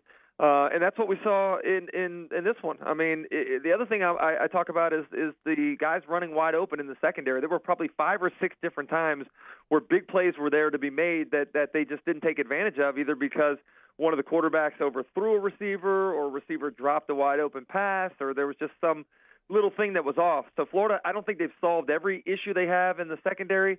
Those things need to be corrected. But I will say, I thought the Gators, they did a really good job of improving and getting over that one hurdle that's kind of kept them from achieving the rest of the goals on their list, preseason list. And now if they can just kind of maintain that sort of level of play, improve the defense, I think they got a really good chance to give Alabama some issues in Atlanta. Chris Doering is our guest. Chris, while the Gators are far the superior team, is there a concern about a letdown this week with I think a somewhat dangerous opponent, just because of the tenacity that Arkansas has shown? Nobody's going to mistake the talent level on these two teams, but this is the ex-quarterback that's coming back for one more go-round. They're without their head coach, but they're with a former SEC head coach. This game make you just the slightest bit uneasy? It does, and I think you're right. I think it's a perfect letdown spot. I think it's a perfect letdown spot for Florida against Arkansas. And I think it's a perfect letdown spot for Georgia against Missouri. You come off of a game that you put that much emphasis on. It's a hard-fought physical game. You're mentally fatigued after it. It's hard to get that energy level back up. So I think it's a scary game for both teams. But I think the fact that what you mentioned, Felipe Franks returning to the Swamp, one of their former teammates, I think this is going to get their juices going a little bit more than if it was just a regular Arkansas team. I'll be honest with you guys. I feel bad that this is not an instance where the Swamp's going to be packed. I know it's not possible. I know that's just what we deal with right now in 2020.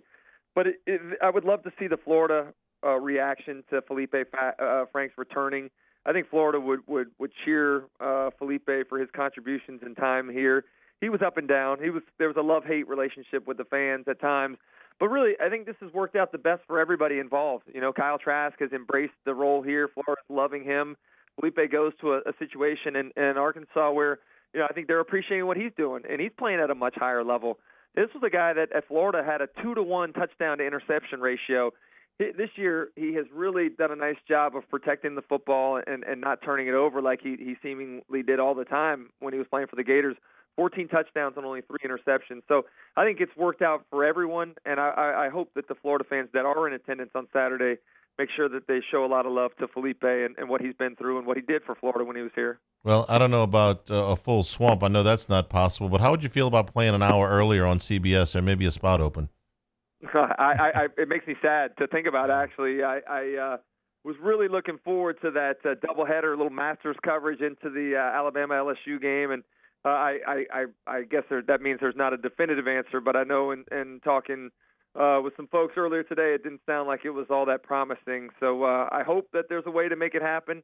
but it doesn't look all that possible right now. And I'm getting nervous again. It reminds me of a couple weeks ago when we had that Vandy game canceled and then the Florida game canceled, and now it seems like with A&M and with Mississippi State and LSU, there's a lot of games that we're scheduled to watch this week that are going to have to be postponed, and we're running out of dates to move things around at this point. CD, you and I host radio shows together every single week, and so you know what I think of Kyle Trask and what he's been able to do over the last couple of seasons for Florida. But I think right now, if you gave me a quarterback in the fourth quarter, we got to go 95 yards to tie a game up against the other best teams in the country, I'm taking Kyle Trask. I have that belief in his decision-making. I think he is protecting the football. He's making all the throws that you're asking him to make, and really he's playing almost flawless football. The growth of Kyle Trask has been a fascinating story to me. I mean, this guy is a guy that hasn't played a ton of football, but he's making the right decision every time. This might be blasphemous for me to say on a radio station in Baton Rouge, but when I watched Kyle Trask down 14-0 on Saturday, Florida gets in the red zone. Georgia brings some pressure off the edge. He's got Justin Shorter on a shallow cross that hasn't quite cleared yet, so he just very gently steps up in the pocket, nothing big, but buys himself an extra second, able to avoid the pressure, and then Shorter uncovers and he hits him for a catch and run for a touchdown.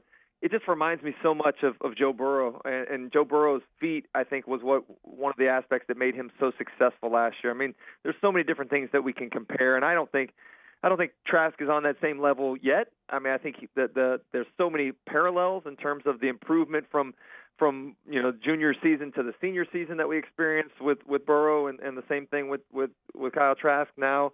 The knowledge of the offense, what he's seeing and recognizing from defenses, his accuracy, the feet sliding. I mean, it really is an eerily comparable situation. And, I think right now, as you mentioned, the story of Kyle Trask and not having started, even dating back to, his freshman year in high school, I believe was the last time he started, just waiting his turn. It's such the contrarian point of view where, especially at the quarterback position, everybody wants instant gratification. Well, he's a guy that waited his turn, even to the point where he didn't transfer. He could have gone with Jim McElwain into Central Michigan when he got hired there. He could have gone just to play, but he wanted to be a Gator. He loved being in school here at the University of Florida. He believed he was going to have an opportunity, and he really felt like he was going to be ready when that opportunity came. And I can tell you guys, I went to preseason practices before the 18 season and before the 19 season. Every time I watched the scrimmage and Kyle Trask was the quarterback, the offense played with more rhythm. I mean, it looked to run smoother. It looked like he knew where to go with the football. And I don't know what took him so long. I mean, we can celebrate Dan Mullen for what he's been able to do and putting him in a position to be successful. I think there's also a question to be asked, like, why did it take so long? I mean, what was the deal that we weren't playing Kyle Trask a little earlier? Because there was definitely some instances in practice where I saw, even from afar, that it looked like the offense was being much more well managed by Kyle Trask. All right, CD, before we let you go, you mentioned the Masters. Everybody's going to kind of watch the Masters throughout the day on Saturday, flipping back and forth between that and college football. But I want to ask you this. Tiger Woods just came out with his Masters meal, the dinner there. What would be on your meal if you won the Masters and the next year you got to pick the food? I mean, everybody would be mad at me. We'd have chicken breast with broccoli. I mean, it'd be really just a clean, really nice, healthy meal that we'd have. CD, it's the one time. It's the Masters Club dinner, and you're going healthy? Here's the thing, Hess. You know me, man. There's not a whole lot of bad food that I actually crave, man. So I don't know. I'm trying to think back to some of my favorite meals, from maybe a little ground beef and mashed potatoes. I mean, that's probably still relatively healthy, I guess. I don't know. I mean, can't take it out of you, Doering. You can't take it out of you. I mean, we're from Louisiana, so God knows we're picking something different than you. But I was expecting you to cheat at least on a Masters dinner. Well, when I cheat, the cheating goes not with things I eat, but with things I drink. Yes. So, I mean, if we're going to roll out the liquor, then that's probably, I don't know if that's suggested before, a 4-day tournament where you're having to walk the undulations of Augusta National. But I could definitely get behind everybody celebrate with a little liquor. Okay, fair enough. Not surprised. Not shocked. I'm sorry to let you down, bro, but I'll think about this. Maybe we can. We'll have it in the morning. I was going to say, I heard rumor that you weren't on tomorrow, but I hear that in your voice that will not be the case. That's not the case. I found a will and a way to make sure that I was there for our Wednesday spot. Well, it means a lot to me, man. I love doing it with you. I love being on with you guys on Tuesdays, and I appreciate the LSU fans for putting up with me on each of these Tuesdays in the fall, man.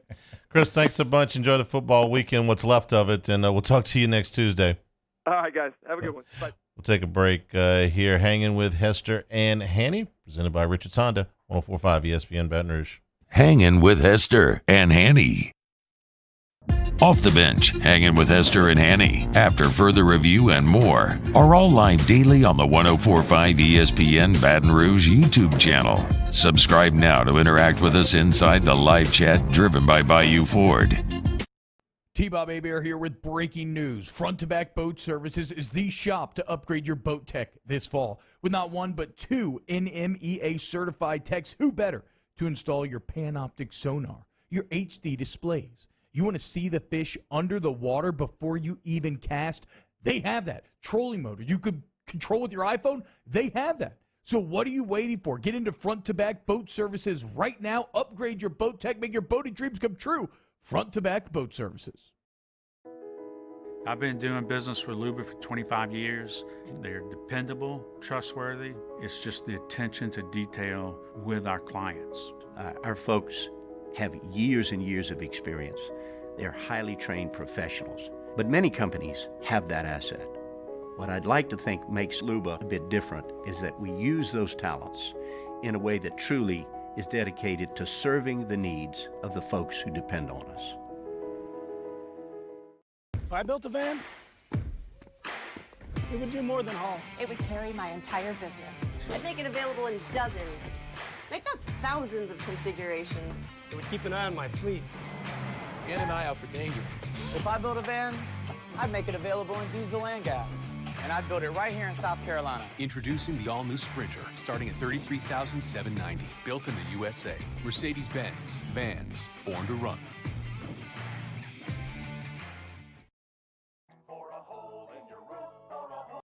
Hello? What's up, E? What you doing? Chilling at the office working. You? Hanging at the job site. Chilling. Roof's up? Hey, Greg. Roof up? Roof's up. Roof's up. Roof's up. Roof's up? Roof's up. Roof's up! Roof's up! Beautiful roof every single time. True. True.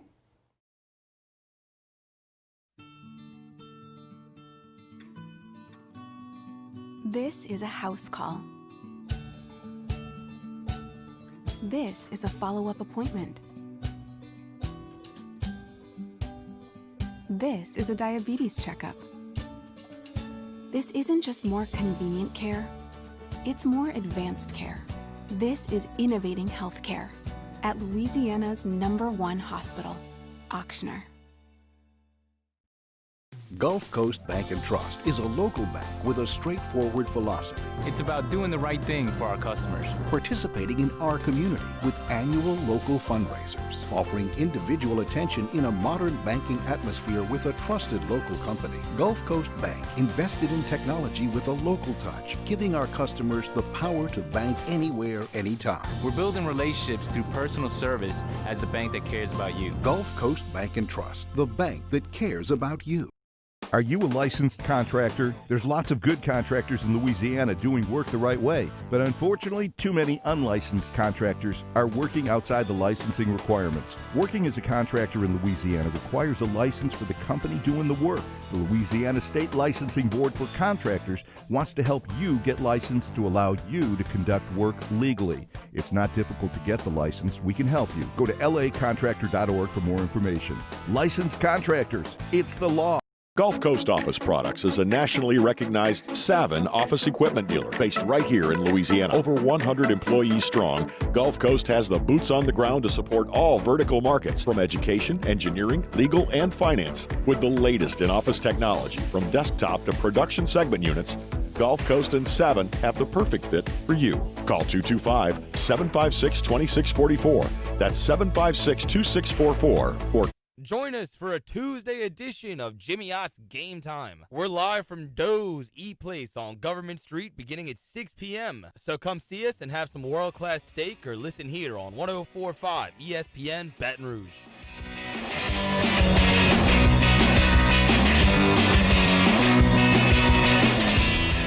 Hangin with Hester and Hanny on 104.5 ESPN Baton Rouge and 1130 The Tiger. I'm a little hurt that you didn't ask me if I won the Masters, what would I serve? I mean, you asked everybody else today. You never asked me. Let me tell you something. I asked Doering, you asked Hunt. So I've only asked one person. All right. Because I would serve, being from Louisiana, jambalaya, crawfish pie, filet gumbo. Yep. I mean, why wouldn't you? So, I mean, you got to serve something Louisiana and play the song at the same time. Plus, in the jambalaya and the gumbo, I could serve supreme rice. So I mean, I'm right into it. Supreme rice, perfect complement for any meal. Whether you're serving at the Masters or you're serving at your home this weekend, you can get supreme rice. It is grown, milled, and processed right here in South Louisiana, out of Crowley, Louisiana, since the 1930s. All of our Louisiana farmers are supported when you buy supreme rice. So pick it up at your local AG food stores, at all your Walmarts, at all of your Costco's, whether it be a jambalaya, whether it be a filet gumbo, whether it be just a regular old rice and gravy or red beans and rice. You're going to enjoy supreme rice. Get it in the long grain, the brown, or the jasmine, and now available in the 5-pound bags. We picked some up just last week. Supreme Rice. For more recipes and great information, go to supremerice.com. You know what? You keep telling me all these things that I'm going to get with Supreme Rice, and I'm having to go out and buy my own Supreme Rice. I want you to bring me my Supreme Rice because that's my my go-to foods. If I'm in jail on death row, they always ask you that, right? And what's your meal? It's going to be something with rice. It's going to be jambalaya. It's going to be gumbo. It's going to be something. Back to your roots, right? Yeah. Okay. Well, you know what? I like you. You're a nice guy. Okay. I may bring some before the end of the week. I'm not going to hold my breath. The list of games in the Southeastern Conference may grow yet even more by the end of the day. Missouri's game against Georgia, which is an 11 o'clock game in Columbia, is still on, but they have moved a scheduled press conference with Eli Drinkwitz, the head coach, to 5:15 this afternoon because they know they're going to get asked about the COVID situation, and apparently they're waiting on some testing results to come back. So in addition to Auburn and Ole Miss, which has already been canceled, LSU, Alabama, which is obviously in severe jeopardy, A&M, Tennessee, which Billy Lucci, we read that tweet to you earlier in the hour, is hanging by a thread, and he actually, I'm almost as willing to say that that's done. Billy says it's done, which is pretty much what he said. It's done, and now Missouri against Georgia is on the table as well. Remember that Missouri has already had, like LSU, a game postponed. Their game with was Vanderbilt, I believe, the same weekend as LSU, Florida. So rescheduling a second game for them. I know what you're thinking. It's Missouri, Vandy, cancel it. Nobody will ever know the difference. Well, there's an athletic department somewhere that will have some revenue attached to it that will very much know the difference. So this is the high water mark. This is by far the toughest week that the conference has had to deal with. They got out of the gate pretty good. They had the 1 week where you had a couple of cancellations. You've had some testing that has resulted in some guys in quarantine and even some coaches in quarantine. But this is by far the high water mark. So we'll see what you have to do to move these games around. And I'm sure that's what the conference is tackling right now. Yeah, this is the worst case scenario for the conference, to have basically all of your games in jeopardy and all of your games having at least one side that has some issue of COVID.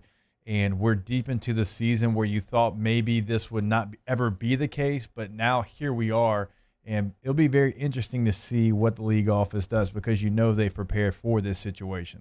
They prepared as much as they could, but there was only so many contingencies that they had. My point is, if this hit the Big Ten or the Pac-12, God knows what would be going on. But at least that Herb and Commissioner Sankey have at least prepared for this.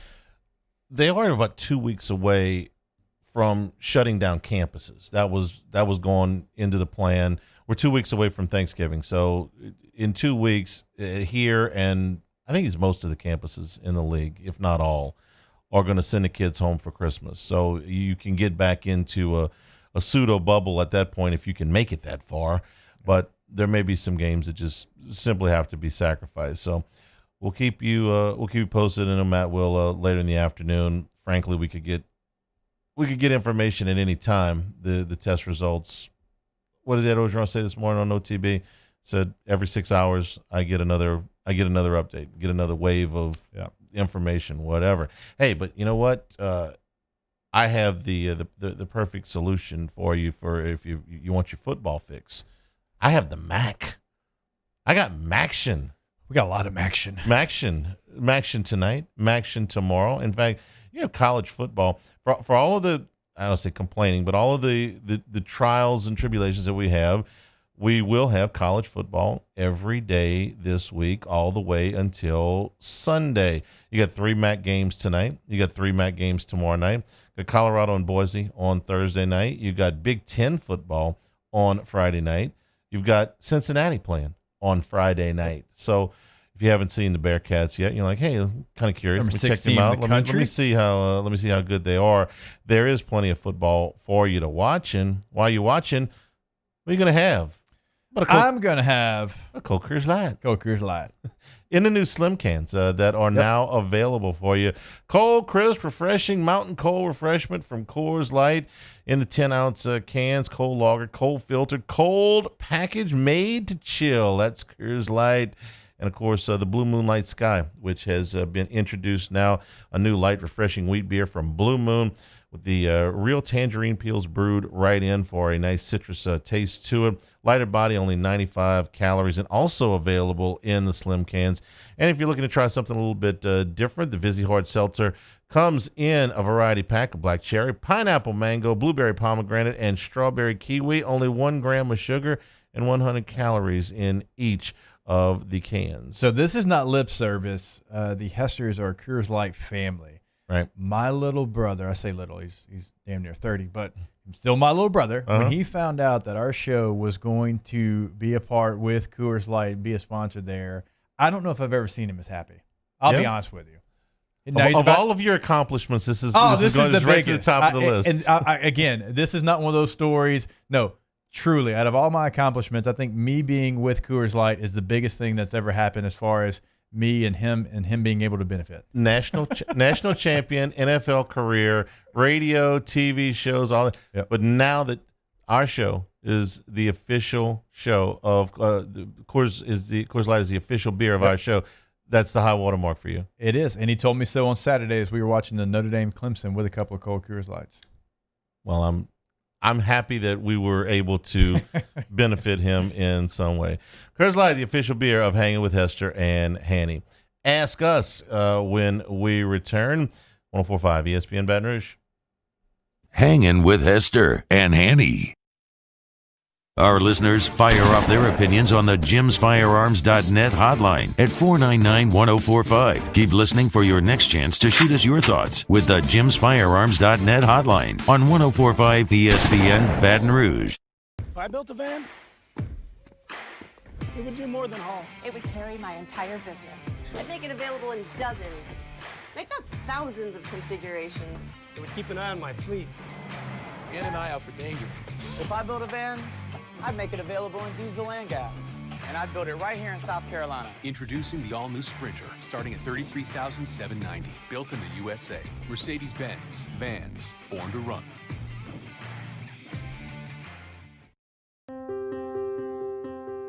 This isn't just another day.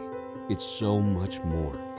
Kelly's life was put on hold when her auctioneer primary care doctor discovered a rare blood disorder. Her doctor connected her to an auctioneer care team of cancer, heart, and kidney specialists. With multiple primary care locations around Baton Rouge, same-day appointments, and online scheduling, we're relentless about keeping you healthy. Auctioneer Baton Rouge, innovating healthcare for Kelly. ServiceMaster Elite create clean, disinfected work environments. As a local business, we take pride in serving the New Orleans and Baton Rouge areas. Our cleaning protocols follow CDC and OSHA standards for healthcare settings, offices, senior living, restaurants, and industrial plants. Contact Service Master Elite to get your operation ready for reopening with germ disinfection cleaning. Service Master Elite, the trusted choice in professional cleaning since 1996. At All-Star Toyota, you get it all. If you're in the market for an all-new Toyota vehicle, come see our friendly and knowledgeable sales team at All-Star Toyota. Located in Baton Rouge at the corner of Airline and Goodwood, we've been serving our community since 2005 by offering a large selection of new Toyota cars, trucks, and SUVs. Get behind the wheel of your dream car and take a test drive at All-Star Toyota today. To all of our heroes working on the front lines of this COVID-19 pandemic, your bravery and selflessness represent the very best of us, and we want to say thank you. I'm asking everyone around the state to join me in celebrating the heroism of our healthcare professionals on the 19th of every month at 1900 hours, that's 7 p.m. Write a note of appreciation, make plans to donate to charitable organizations, or say a prayer. To learn more, visit 19thanks.org. Thank you, and God bless. Gulf Coast Bank and Trust is a local bank with a straightforward philosophy. It's about doing the right thing for our customers. Participating in our community with annual local fundraisers. Offering individual attention in a modern banking atmosphere with a trusted local company. Gulf Coast Bank invested in technology with a local touch, giving our customers the power to bank anywhere, anytime. We're building relationships through personal service as the bank that cares about you. Gulf Coast Bank and Trust, the bank that cares about you. T-Bob Hebert here with breaking news. Front-to-Back Boat Services is the shop to upgrade your boat tech this fall. With not one but two NMEA certified techs, who better to install your Panoptic sonar, your HD displays. You want to see the fish under the water before you even cast? They have that. Trolling motor you could control with your iPhone? They have that. So what are you waiting for? Get into Front-to-Back Boat Services right now. Upgrade your boat tech. Make your boating dreams come true. Front-to-Back Boat Services. I've been doing business with Luba for 25 years. They're dependable, trustworthy. It's just the attention to detail with our clients. Our folks have years and years of experience. They're highly trained professionals. But many companies have that asset. What I'd like to think makes Luba a bit different is that we use those talents in a way that truly is dedicated to serving the needs of the folks who depend on us. Coming up on Wednesday's Off the Bench, what's going on with LSU Bama? We'll give you the latest. Plus, we turn the page and preview the weekend of football that will be. Our guy Booger McFarland stops by, and we have a brand new edition of Would You Rather Wednesday. Off the Bench, 104.5 ESPN.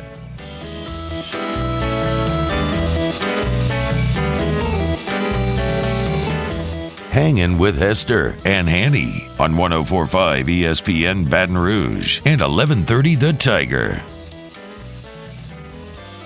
Okay, we got a number of outlets out of Alabama that are reporting that the LSU-Alabama game has officially been postponed. I think this started with Jocks in Birmingham about 10 minutes ago, and AL.com, I think, has got it now. Yep.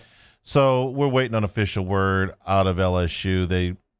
They have not officially put out a statement yet, but look, this is not like this is going to be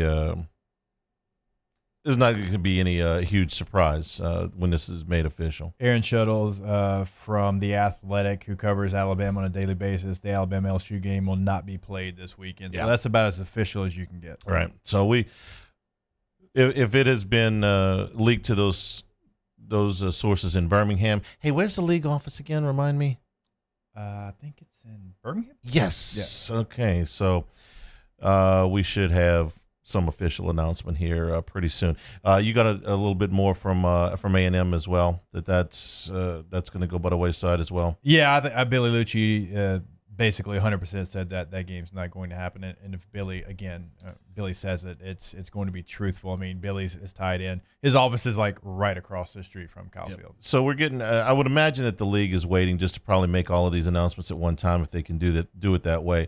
You're going to take LSU, Alabama off the board. You're going to take Tennessee, A&M off the board. You may take Georgia, Missouri off the board, and Auburn and Ole Miss has already been taken off the board. So that's where we are. I'm sure the official word will probably come down sometime later this afternoon, but that's where we are.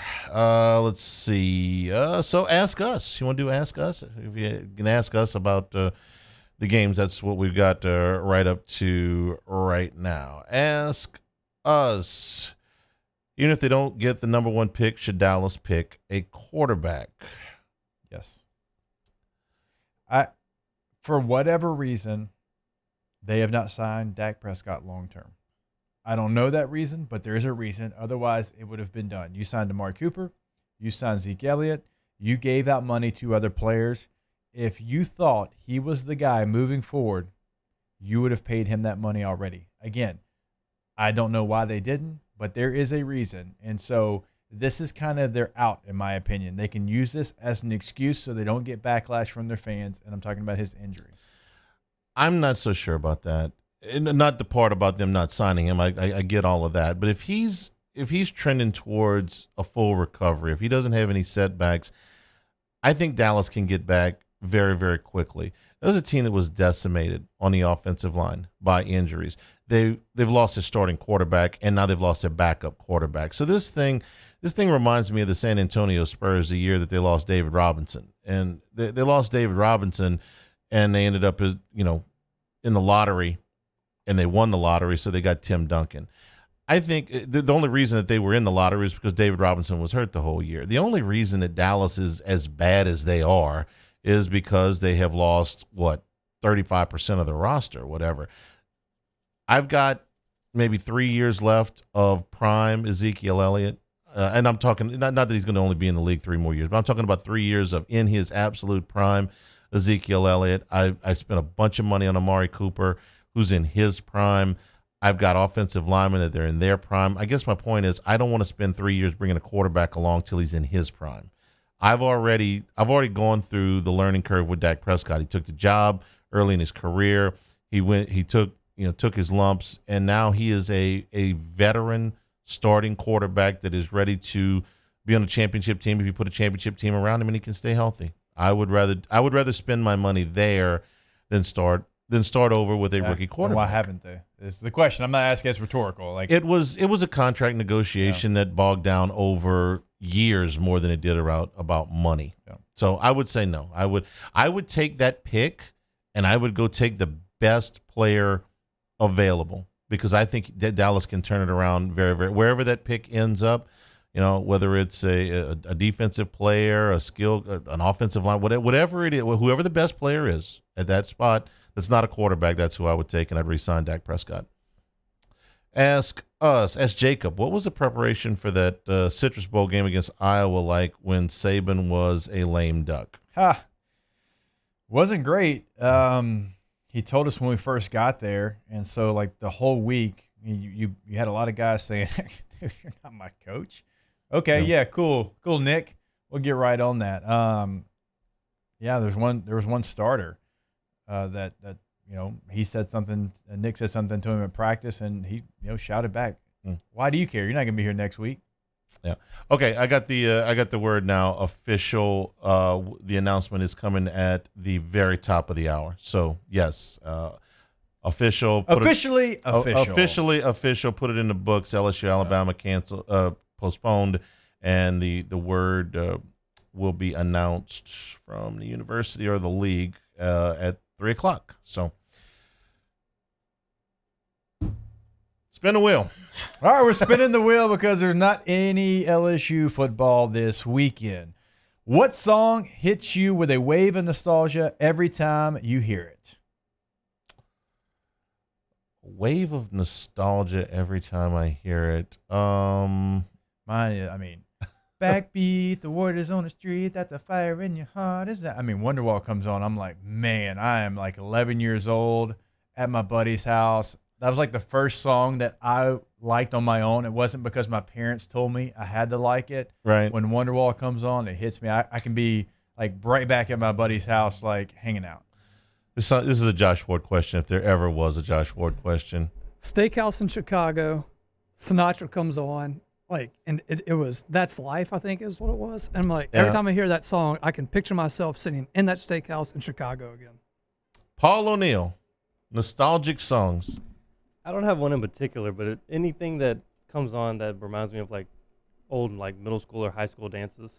You don't have one? Like, you can't just say, because there's a lot of candidates. Like, when an Usher song comes on, I think of like my days in high school thinking I was way cooler than I was, but like, you don't have one? I would say that whole album. Anything Usher, okay, that's fair enough. Okay, so this is going to make me the old guy in the room for sure. Anything from the movie Grease, because it was the first movie I ever went to when I was a kid. The first movie I can ever remember my parents taking me to see was Grease, and I was probably, I don't know, 8 years old or something like that, and then it made me want to be in high school. That was like my goal at 8 years old, was to be in high school. So anything from Grease. All right, one last quick one, Hanny. What's the last song you sang along to? The last song I sang along to? I was singing Ain't No Sunshine by Bill Withers when I was getting coffee about 10 minutes ago. So for me, it's Bill Withers, Ain't No Sunshine. Okay. Every now and then a song gets stuck in your head, and it's just like a different song every day. And I don't know why. Yesterday it was Fins. It's a Buffett song. Yeah. It's a really good Buffett song. Yep. Real quick, ask us. Bo says we are the champions, brings us back to the CWS days at Barrett's Boiler Coin. Yeah, that would. We definitely all sang along that night. Ask us who can fix Southern Miss. Somebody with plenty money. Plenty money. Because they got some financial problems right now. All right, Scone will have more on the developing story, I'm sure, but the official word coming in here in just a couple of minutes that LSU and Alabama is not going to happen this weekend. Real quick, that game's not going to be played. It's going to be multiple years. LSU does not host Bama. It's going to be 2022 before LSU hosts Alabama. If they end up not hosting that game here at some point later this year. Again, Scone will have more for during AFR, so stay tuned for that. For Josh Ward, for Paul O'Neill, for Jacob Hester, I'm Charles Hanniger saying thank you and good afternoon. Hanging with Hester and Hanny, 104.5 ESPN Baton Rouge.